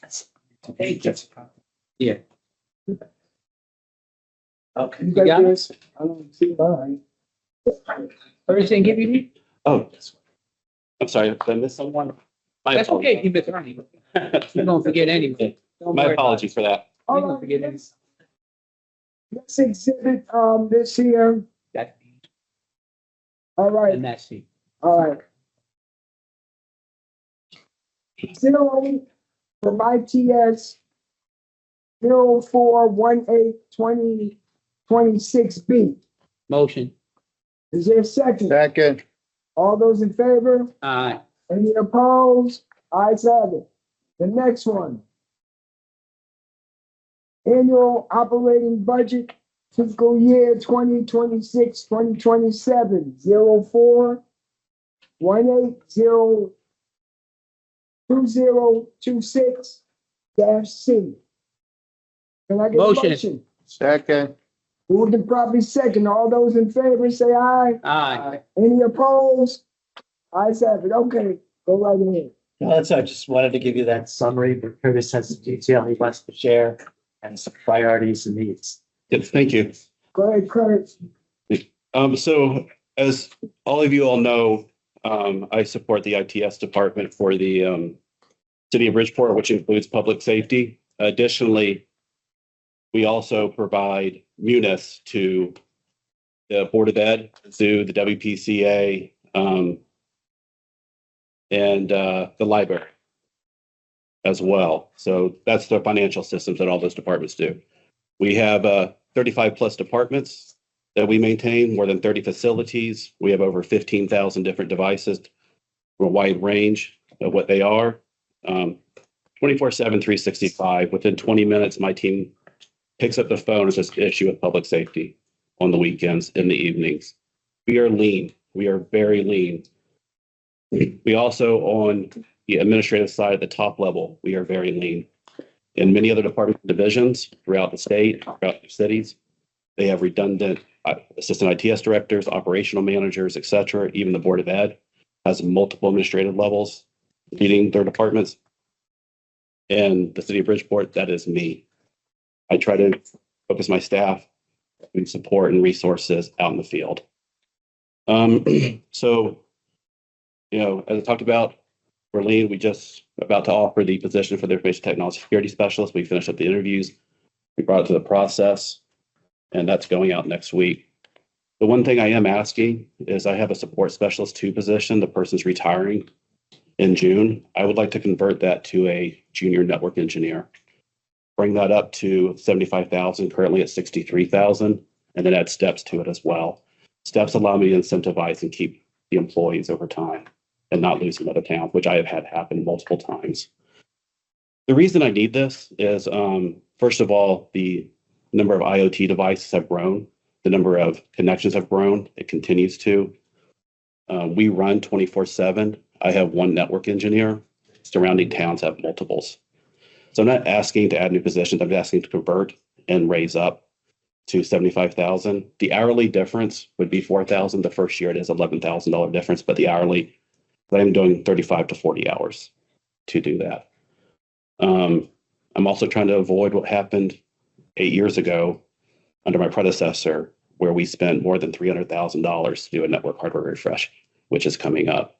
And people need to go on vacations. They need to go on sick time and not have to worry. And right now I have 1 person, and that's what they do.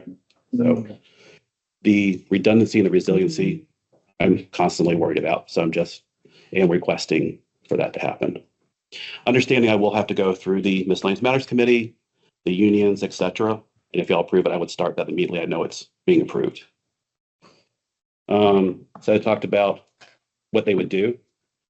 It's in the right letter as well. Very focused. So we've already thought about the job description, what it is, what I need them to do. It's not just vague. So I'm talking about the money grants that I'm involved in, or I've led, or I've kicked off the clinic. $200,000 hardware software for the clinic. It'll come up due in sometime next. I think it's October this year. The health document management system just wrapped up, and it could be expanded out. It's licensed, and there's a big need. I think the attorney's office has probably talked to you about it. Many other departments have document management, where our resources are at, where we can easily access them. Right now, they're dumped into departmental drives, things like that. That's just not accessible long term. Health department's all in need in conjunction with them, or it's been in health department. We'll continue to expand it out. Public safety grants, digital forensic lab, AC Crack, who retired. Great involvement to get that across the finish line and support the PD. Work with them on what was built out. Microgrid and PD resiliency. The funding got allocated. So what this is that there's this the PD headquarters, when it loses power, an electrician has to go over there and turn it on to power it up. The reason is, whatever happened, no one was here at this time, but 10 years ago, 11 years ago, when they built the microgrid, they did the PD headquarters. The generator, the microgrid didn't connect properly. So we requested funds for resiliency. Got approved by our congressionals. Their part is $225,000. There is a match. It's all been approved. As it's completed, we no longer need to be relying on electricians to come turn it on. This is a real safety issue for PD and a real liability, especially with booking. And then, during the snowstorm that happened in January, this building lost power. We realized we didn't have a power enough generator to fund the fusion center, which is a key thing for public safety. There was congressional directed aid that was coming up, and we requested, it's not approved yet, but to power the generator, the ECC, the ECOC failover, which is essentially powering those areas. So working with public facilities and central grants to get that done, like a real need. Like, how do you support the city? So type of hardware, the cost gone up. Every time someone looks at AI, creates a cat video, whatever, it increases the need for data centers. That data center is fueling massive cost increases in RAM and hard drives. That's now going into laptops and desktops. A laptop that I could buy, the exact same version, exact same generation, $1,200 last year, $1,300 in October. December, it was $1,545. January, $1,700. Last week, $1,735. They give me a quote for 2 weeks. That is hardware growth. A recording server that we bought from Milestone is our video span system. $19,000 6 months ago. Most recent quote was $39,000. because of RAM, because of AI data centers. They are warning us 15 to 20% increase over the next 6 months. So that's one of the reasons that the money is in my budget. I have no way about this. I'm not buying fancy equipment. I'm not, buying high end for people. I'm buying basic, basic for our needs. We have 680 devices for laptops and desktops throughout the environment. That's separate from MDTs and vehicles. The other thing is switches. We're under the refresh. We have 100 switches that are being refreshed throughout the environment. They're coming end of life in 2 years. This is what powers the entire city. Every single building, every single division in the city. We would not work without these. They last between 5 and 10 years. We allocated money last year. We'll allocate money this year.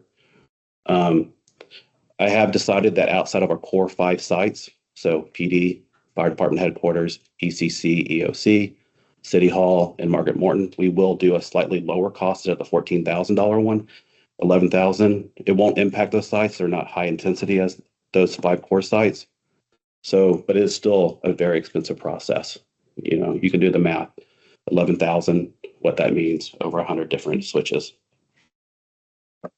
So you'll see a request in my operating budget for a City Hall data center, a UPS. The UPS was bought 20 years ago. You can refresh these, the parts inside, the capacitors, the batteries, the electronics, up to 3 times. We've hit the 3rd one. It comes up due in the next fiscal year. This powers City Hall Data Center, which powers every single department, every single division. It powers $2 million in equipment. It is what happens when a building loses power.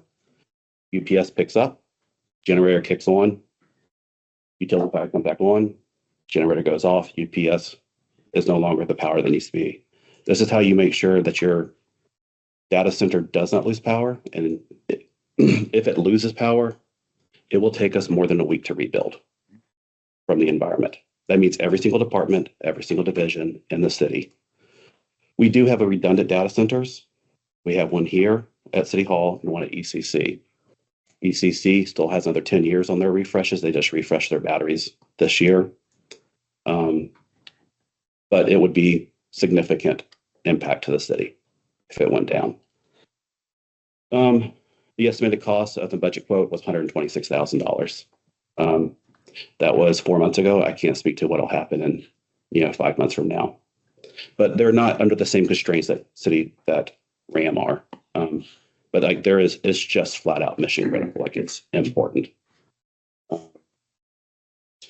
The other one is you probably saw my capital request. That's called data center cooling. So the data centers push off so much heat off of the switching and off of the servers.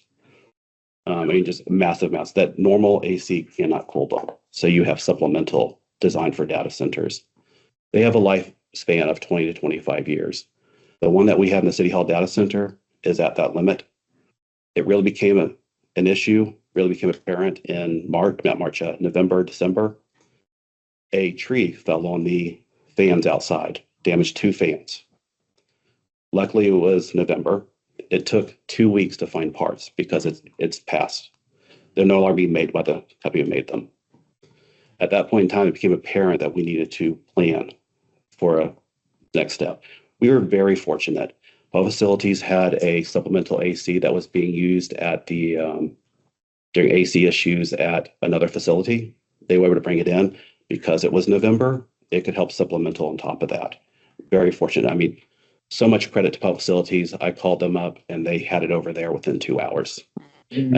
Just phenomenal. Joe Tiago, Jed, the team, just phenomenal. The estimated cost is $150,000 for that. We've ordered extra parts, so we have planned, but they are not making them in the same way they do now. Those parts, there is a real liability to that, especially if it had happened during summer months. We would have shut down the data center. Everything would have flowed over to the ECC data center. Every milestone, video surveillance would have gone down. All of that would have gone down during that period. Next gen would have stayed up and running, and the financial system would stay up and running because it would have gone to the other one. But all the video surveillance, all those would have just been shut down. And City Hall would have been shut down. everyone there would go home and not work in the office. So I am asking for that to be approved. So yeah, you'll see a small little budget increase. This is the reason why. You'll see is Bridgeport 301, which is C-Click Fix, which is where everybody should be reporting when they have potholes and so on. It goes through 311, it tracks it, reports it, it shows it. That flows into Intergov or EPL. If it's related to that, it just goes up. There's a 3% uplift every year. Munis ERP, which is used by every single municipality, every single division in the city, including the Board of Ed, it is a 5% increase a year, 35,111. I'll talk about a little bit later. Munis is on-prem right now. It's like many software, they're deprecating on-prem. It will go to a 1.5 to 2x cost when they force to leave on-prem. On-prem means it's in our data center. Every software vendor is moving to SaaS because they can make more money, in my opinion, but whatever, it is what they're doing. Munis is not there yet, but it is in the next 3 to 4 years. There is an uplift to do it. There is a cost increase. I say that now just so we all know. I don't want to have surprises when we actually have to trigger. I prefer not to do it until I have to be honest. The cost is scary for me. And then Microsoft licensing, there's an uplift to that. That's how everyone connects to email. That's how Munis SQL servers are supported. That's how the licensing for the servers are supported. It's 17,000. I'll talk about a little bit later. Microsoft just announced a 5% increase for not this year. Well, it's starting in July 1st. Next year, 5% increase for G3 licenses, G5, and a 25% for it. Difference is one's frontline, it's a little bit lower cost license because you're not using the computer 100% of the time, but it will go up. It's 17,000 next year. It's 34,000. So as I talked about, there are some challenges I want y'all to be aware of, not now, but in the future. Microsoft licensing going up, VMware licensing, which is the virtual environment for every single application in the system. Broadcom bought this. We were unbelievably fortunate, unbelievably. We bought it, our licensing, 5-year licensing right before Broadcom took over and changed the licensing. Municipalities, even our Board of Ed, is seeing a 2 to 10x cost increase in VMware licensing. There are some things that we could look at, other ones out there, Nutanix, et cetera, but there is a cliff coming in 2028 that we will have a cost increase we can't get around. Firewall licensing renewal comes due in 2028, so there is a cost there. Cisco Call Manager, which is all your desk phones and everything. Again, it comes up for renewals again as well. And then just, as I already talked about, hardware cost and ERP. I put some little screenshots so you can see that it's not coming from me, it's actually out there. They're emailing us, they're constantly telling us this. So yeah, just some of the accomplishments, just selected ones, ongoing. We are very proactive in ensuring that our servers, our applications, et cetera, are updated and maintained. 125 different servers that are sitting out there are constantly being maintained and updated. That's a key thing for performance and security. Ongoing coordination, we have the building permit study that we did last year, continue to implement that and merge those. So as you talked about zoning and building working closely together, merging building and zoning plan process with permitting process. So it's all one type. You'll see the first one's rolling out. They've already done the testing for the first one's last few weeks, and they've signed off on them, and we'll get to fully residential over the next 3 months to be completed. Improving communication. So we are implementing time and management system. So employees, timesheets, electronic, greater accountability.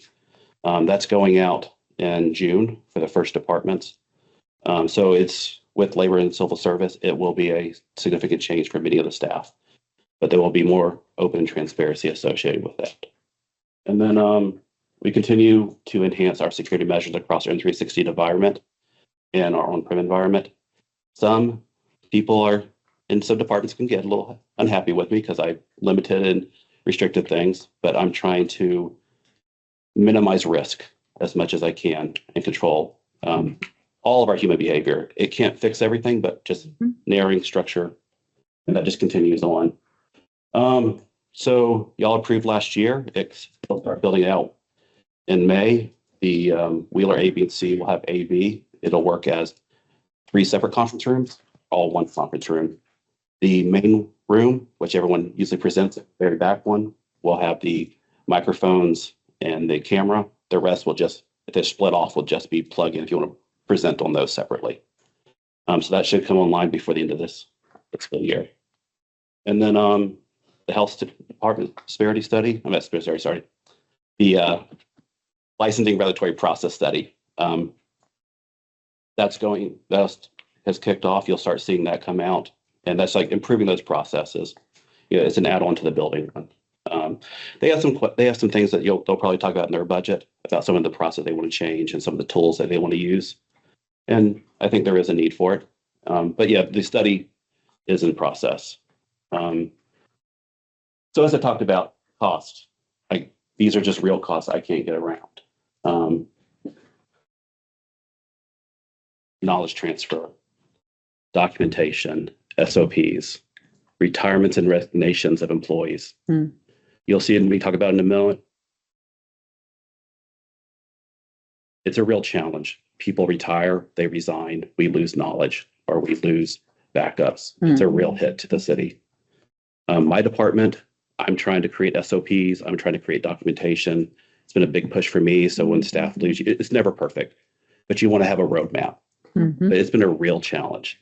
I'm just going to be that right now. Real challenge. I'm involved in many more things that I used to have partners with. I'm sure, as you know, AC Greg retired, Scott retired, a lot of people retired or resigned.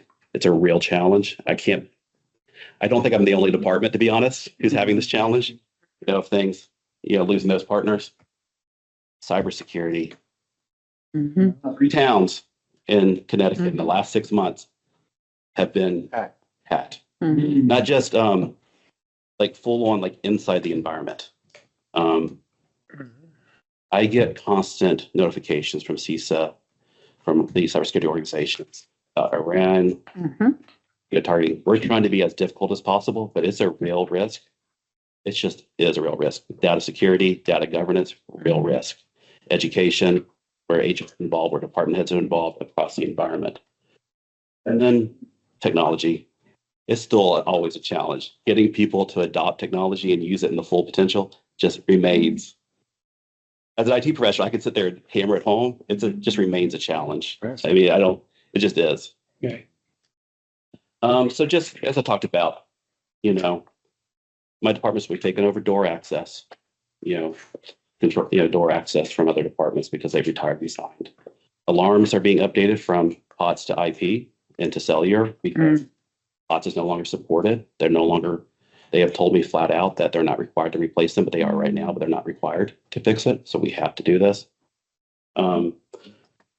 Enhanced involvement in GTAC and in-car technology and PD because of loss of personnel.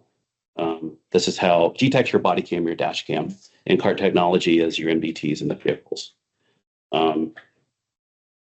So increase in supporting milestone. We've always done the back end. I'm now involved in the front end, making sure that key video surveillance cameras that are important to safe corridors, important to visibility are being prioritized, as PD finds who will be the long-term responsibility for that. Expanded involvement in ECC because the previous director resigned, and very thankful we now have a full director deputy there, and as they catch up to speed, that'll hopefully reduce. And then a greater role in PM try to get some of these things across the finish line, such as the digital forensic, which is congressionally directed aid. And then BOE, the auditors, the thing that they are pushing is a greater adoption of ERP or Munis into Board of Ed. They use a little different. They're trying to conform. So someone in Ken's office, in my office, we now have a greater involvement in that as well to help the Board of Ed in that area, And then PD's Kronos telestaffing is being migrated from Kronos Cloud to Google Cloud. So trying to get that across the line for PD because they're shutting off Kronos Cloud in June 30th of 2026. So pushing that hard across the line, really hard because it's required for PD. It's how the officers see their schedules, it's how they get paid. So we don't want to be remaining on Kronos Cloud. And I can talk about the goals and where we're at if you'd like, any of those specific ones. But yeah, I think I've talked about overall is, need to maintain, make my SOPs, complete those projects that we have across there. And then if you want, I can talk about the short-term goals. Yeah. Okay. All right. So Hodges, Anita, and then Galen. Yeah, I really appreciate your presentation, passing all point, and I always get that for one. But my question is, people have a lot of upgrades that really need it, and I'm supported in a lot of ways. I'm just wondering, do you utilize, like the fire department does, the CDBG grants? Do you utilize that at all to get some of the funding for some of the projects that you're looking for? Yeah, so every year when they release a cybersecurity grant, I apply for it. The problem is, to be quite frank, is that we're much further ahead than some other cities and towns in the state. There's always more to do, so it's a challenge. So anytime there's opportunities that will help us get across the line, I do. The grants, they don't want to cover things that they consider as your main. Hardware, they see those as you're maintaining. New things they will do, such as the health department document management, a new thing, building out clinic technology. Say this is $200,000. Those things. The microgrid will help the city. Coordination. So that city would have had to, in my opinion, probably have done, but now it's a shared cost. With the state and the congressional, very thankful to them that they see it as important as well. Here, supporting the redundancy of the failover for the EOC, ECC, and Fusion Center, the PSAP, that request, that's something that will help us as a city that is a grant funded project. Yeah, any grant opportunity that I see that I can do, I'll apply for them. Even if we don't get them, I'll try to apply for them. Yeah. So in the past, you have, and you left that. I have in the past, and I continue to, and I work closely with the Central Grants Office as well. Really good about, for me, from my perspective, I'm sure that's for other departments as well. They're really good about notifying us of opportunities. And then when I reach out to them, say, hey, do you think we can do this? They will come back, look at it, and they actually already know some of the players that are out there as well. Be like, and say, hey, we can set the meeting and see if it's actually something that's doable. All right. Yeah. So I guess what I'm saying is, again, so you do. I do. All right. Yes. No. No, to the chair. Oh, I'm sorry. Yeah, so CDBG, I don't qualify for CDBG. You don't? Yeah, I do not. Yeah. Okay. Yes. Sorry, through the That chair. was my question. Yeah, sorry. The fire department does, right? 100% they do. But Yes. IT doesn't. And why is that? Do we know why, council? Yeah, so there's certain eligibility like standards. So fire qualifies for certain things like equipment, one shot that can't put in for like supplemental, like gear or stuff like that. For things that are, almost like when the police has the JAG grant. So there's certain things that qualify. So yeah, fire can put in. It's usually based on census tract, where the response is. The low, moderate income census tracts is what CG is based on. But I would say federally, I'm really worried because That's kind of like communication and what it's talking about. I don't see why. just hope there's certain people watching people trying to cut back the whole thing. If I may, through the chair. Go ahead. There has been some things within the health department that have been CDBG funded that do relate to technology specifically for that project. A very small portion of that project that has been covered by CDBG as it relates to that very specific project. But ITS is a stakeholder within that project. They're not covering that. But very much the guidelines are very specific. And I think, because I just want to make sure that we utilize all avenues that we have in our city when it comes to grants. Thank you very much. Okay, Anita. Oh, I thought it was Galen. Excuse me. Okay, thank you. Okay. I think that as a critical department here in the city, we shouldn't even think twice or blink our eye to give Curtis what he's asking for. Because if we don't have these computers, we have absolutely nothing. We can't research anything. We can't pull up anything. We can't do anything. Security safety for the computers. Is that something that you allocated for and part of your budget? Because I know just recently there was a crash in one of our departments that cost the city quite a bit of thousands of dollars for you to get that back up and going. And I think that the the individual should have been held accountable, but we should think about implementing that and getting ahead of ourselves and having it in the computer, onto our computer, so we don't have that issue again. Yeah, so on our computer, I can talk a little bit about cybersecurity, about security as a whole. So every single PC in the city has endpoint protection, which they have MDR, which is managed. For you all, it's malware and antivirus protection. Those are on the devices. Those have been on there. We have vulnerability scanning that's constantly going on. We have a next-gen firewall internally.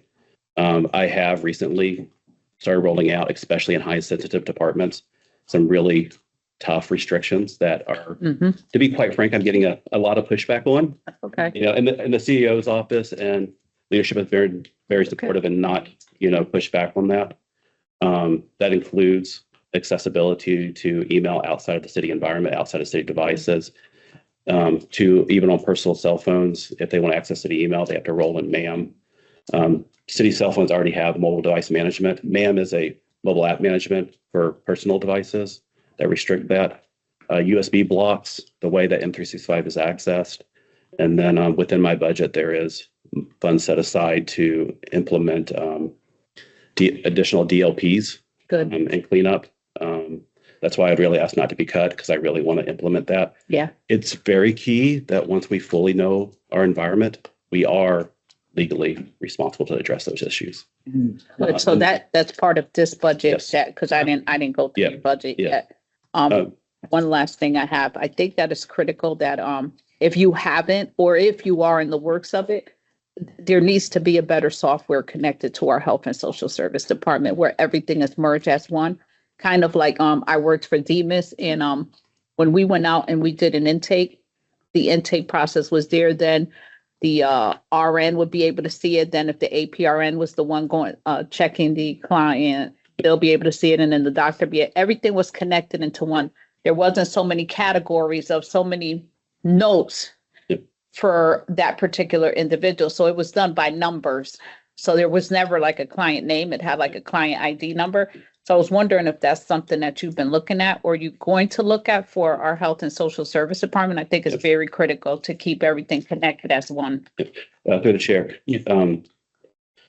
So the clinic has a record management system that's specifically for the clinic. That's the services, the medical services they provide through the social services and the divisions. I want to put them on the social service. I think they're not, but let's put them all in the same service indicator, service work. Maybe some affinities out there. Yeah, the city needs to move forward. There should be funds allocated within the social services and the support to make that happen. There are tools that are out there. I've had conversations with social services and those entities and the health director about that as well, and what that means. And the funding does need to be supported through the social services department or through the health department to make sure that happens. Yeah.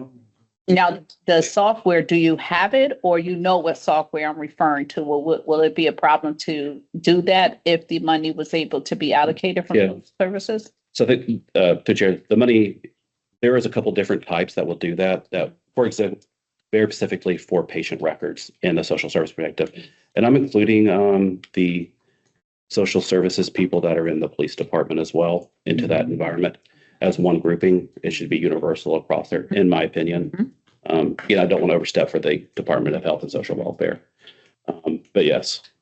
Great, thank you. All right. I'll go around. So just list me for the next round. Okay. Thank you. Jalen. Appreciate you. Thank you, Curtis.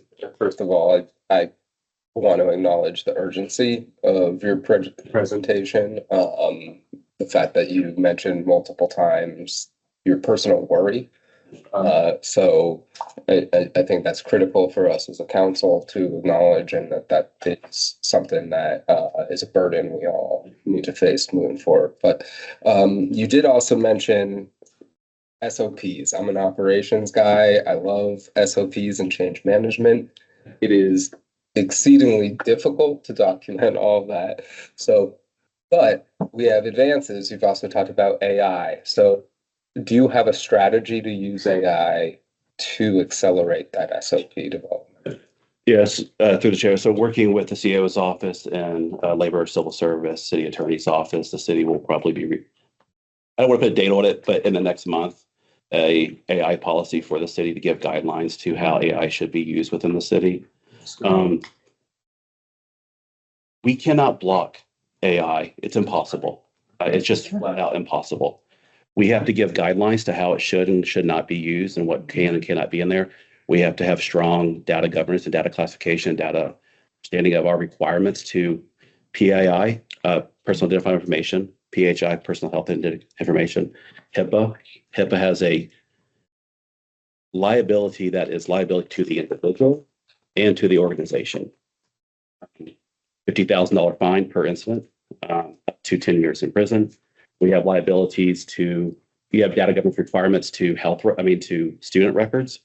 So we have a clinic, we have social services, we have youth services. These all fall under kids and health, HIPAA. We also have CGI, Criminal Justice Information Systems, which is, if we violate that, we lose access to CGI. So as I state that, that's a education for the end user, because they can always find ways around things. That's us increasing our tools and expanding those out. And then also ensuring as we move into AI that we're protecting what we already have and that we've educated and guided our users and that we're using AI that is in a way that is beneficial to the city is important. I would say some IT directors are very afraid of AI. I'm not afraid of it. I just want guidelines in there. And I want our users to understand what their responsibilities are and that we put in. So for example, Copilot's not in our environment right now. I can't put it in my environment until I have certain things in place. It's just not, but it will be at some point. And by some point, I mean in the next fiscal year, it will be. Yeah. Kind of staying in a similar vein then, for the second question, we've had the city attorney's office came in front of us with a tech stack for their department that was $180,000 roughly. You've talked about SaaS and inflationary costs in software providers. So what role does your department have in terms of guiding this expansion? So we're going to see it across departments into these new tech platforms, and how can we support your department or the CAO's office in making sure we are setting up software environments that are appropriate to our needs, but also scalable at a proper price point, because we have the potential to really blow up our budgets, I think. The OPM has historically and continues to, and the CO's office has required departments to run through, myself as well, just as legal. You'll see a comment within mine is that one of the targeted goals is the city needs a change management committee of key stakeholders for any adoption of new technology or any cost increases. It should run through a committee. And I'm not saying I'm the sole arbiter of that, because there's a lot of different factors in that. That's a way that any kind of new implementation or change is being approved and understood what that cost is. And that's one of the things that I will be pushing next fiscal year, because the cost is, it's exponential growth. It really is. The city attorney's office does agree with me on this one fact. I mean, they agree with a lot of things. This is one thing that you would do. We do not sign a contract with uplift costs greater than 5%. We just do not. It's just a flat out no. Yeah. Uplift is your annual renewal cost increases. We just do not. That's not something that we put in contracts. That's not something that we do. The city attorney's office has been very good over the last few years of increasing our SLA requirements. That's how surface level, availability, how quickly they turn around, get things picked up. Data ownership once we leave a program, once we leave a platform, how do we get our data back in what format? We've worked with them as partners on making sure that's happening and that those are being included in contracts. The city attorney has been really good about, if they get a contract that I haven't seen, even if I say they don't know I've seen it, they kick it back to me as well. The city attorney's office, I think there are two costs. I could be slightly off on this, so don't 100% hold me to it. One is they are trying to get their document management in order. And let me tell you, it needs to be in order, case management. And they recognize it, so that's good for them. The other one of the other ones is tool set for, Wexlaw, which will actually help them efficiently to better serve. It's like every department, we have low capacity. We have staffing challenges that create capacity challenges that restrict. And where there's tools that we can have that will help us do more with less staff, it's a benefit. But you do want to make sure, and this is always a challenge. This is everyone's challenge. Every department, every division in the city. Vendors love to give a nice, beautiful show. They just love it. And it's a perfect environment of the perfect world. There is not city or town or corporation that is perfect. But they're selling, so you have to keep that within the eyes of what they're showing you. All right, Mary Lee? Yeah, how into the laptop, are you into the laptop and computer just for City of Bridgeport and not Board of Ed? Right. That's the two chairs. Great. I do it for City of Bridgeport. I run Board of Ed financial system, but I do, and there's the servers that the financial system sits on. But for city employees, I do it for their laptops, their desktops. And if their position qualifies for a cell phone because of their position, they're out in the field, or to a tablet because they use Intergov, I cover those costs. For the City of Bridgeport employees and council members, the 3 elected officials who have it outside the council members, aka the mayor, the town clerk, the city clerk. So our laptop and our computer in the school have nothing to do with you, right? Correct. They're facing the same cost challenges, though. I will just say that to them. I was talking to my counterpart in Board of Ed. His cost went up 2x for laptops. When you come down to Munich, do that involve the Board of Ed also? I'm a Board of Ed person, so. Yeah. For Munis, our financial system, yes, Board of Ed uses our financial system. The OPM finance could talk about those, how that cost is shared. But yes, we main for them. So their notifications or support runs through us. Now, when there's system configuration changes specifically to the Board of Ed, they have a specific partner over there they work with. But through finance office and my office, we work and support them. Okay. I certainly do appreciate the work that you're doing. Thank you. Very well. Okay. Good, Mary Lee? Yeah. Okay. So thanks. So 3 quick things. Two just recently came up. And to Nita and Fred, this is something you guys brought up that maybe you want to hear. I think the idea of a social service software need, it is something to me, if there's a special system that we may be able to consider using CDBG. So it might be something that if Curtis can talk with social service and they can put an app in, that would be a logical, assuming, I don't know how many needs there are for CDBG right now. They will have But if they have income, extra income, program income, I think that would be eligible. So that's something we should look at. Second thing is what Reverend Lee and Curtis were just talking about, I was going to also bring up.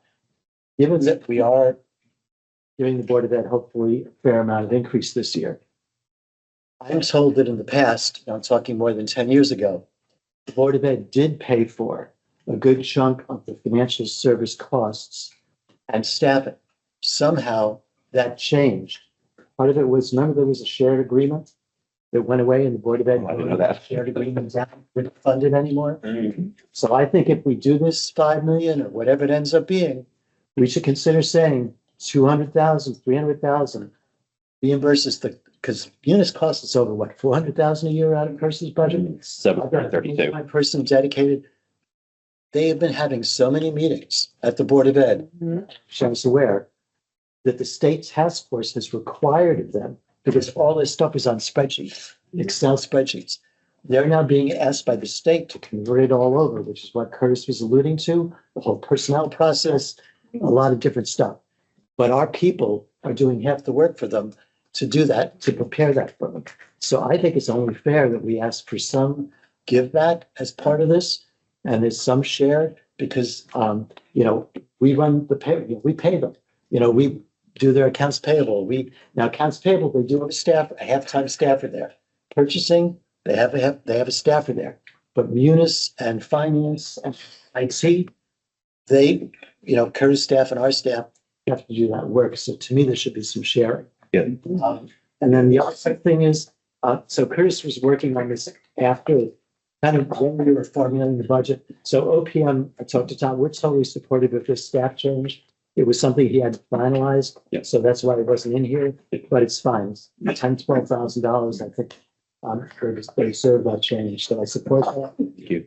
And then the last thing hasn't come up, but I think it should. Curtis hopefully won't kick me for saying it. I think he would like to see this. So some of you are aware that public safety, especially police, recently, the last year or two, is trying to civilianize some of the work that cops shouldn't be doing. Yeah. Police used to do all their IT work. Right? They now have two positions that are IT positions that Curtis has been involved with, even helped interview, but he doesn't manage them. And No, you frankly, need to manage. he talks with them and with Curtis. I've heard there's some inefficiencies. And I think it might be better for us to consider shifting those positions to IT and then because that's what they do for everybody else. I agree. So I just want to throw it out there. I think when police comes in, maybe we should chat. The chief may be hesitant, but he also, I know, got motivated with some of the work there. I think his fear was, well, if we centralize, would they get their priorities dealt with? But I think as long as it's designated as these are public safety IT people, control. Curtis can potentially manage the much more efficiently. Yeah. Yeah. Just throw it out there. Police. All right, Agree. that's not bad. That's not Good bad. idea. It's a great idea. Good idea. Is it my turn yet? Yeah. Oh, perfect. So I think that since 2013 that I met Curtis, he's so laid back, quiet and humble, and he truly doesn't ask for anything. He has stretched out and continued to stretch out the staff that he has. And I can attest to that because I'm down at Margaret Moore Government Center every single day. You see the same routine individuals for hours working on the issues in the computers. I mean, one day, one of his staff member was in vital records for a whole day, 8 hours, and still didn't get to fix the issue there. I think Curtis needs, and I don't see this in his budget, and I honestly, every time he comes before us, I don't see him add too much to his budget. He needs additional staff to support him. I think he needs his own personal grant person, although he stated he works very well with the grants department, but I think that he'll be able to fulfill more grants within the IT level if he had an assistant to help him with all. I have seen this man when we leave council meetings at 9 or 10 o'clock at night, still here in the building. And that's so not cool for him because we all have lives. And when our health fails us, we go and the job is replaced. And I think while he's still here, we should fulfill his needs within that department. And I say that because I don't see where he has any of this stuff at. And having a critical department, I think we need to, assist. And Ken, thank you for bringing that to our attention because no one that has IT experience should be managing anyone that's operating IT. Especially the police department. Correct. So thank you, Curtis. Thank you for all that you do. But we want to keep you. We don't want to burn you out. Thank you. Right, so we'll definitely keep that on consideration, because you could definitely use the help. And, we're gonna see if we can, get a little more help, so you don't burn out. Oh, Yeah. yeah. What's up with that? That's terrible. She said, get him a new car. You see the new car he gets in? Little Pac-Man. Little Pac-Man car. That's it. He loves his little car. Through the chair, if I may reply. Has anyone gone car shopping in the last year? They told me 7% interest, and I told them, but I have good credit. And they told me the car payment, and I told them, Get it. I don't need an $800 car payment. That's right. Yeah. So I do think, yeah, I assume, You're happy. our citizens are probably even more challenged. Yeah. Yeah. Through the chair next Halloween, go to ITS. Oh, yeah. Not just Halloween. Every Christmas, every occasion. Yes, Yeah. yes. Yeah. If there's no other questions, Anything else to come before us? What department? Adjourn. Your turn. Motion adjourned. Second. I'm glad you got your sweat now, so you can go do some cleaning. Let's go. You're pictured out. Central High School. Go door knock, man. Go knock 20 houses. No, they're doing a community thing today. Yes. The door They're knock. gonna be painting the barriers over on,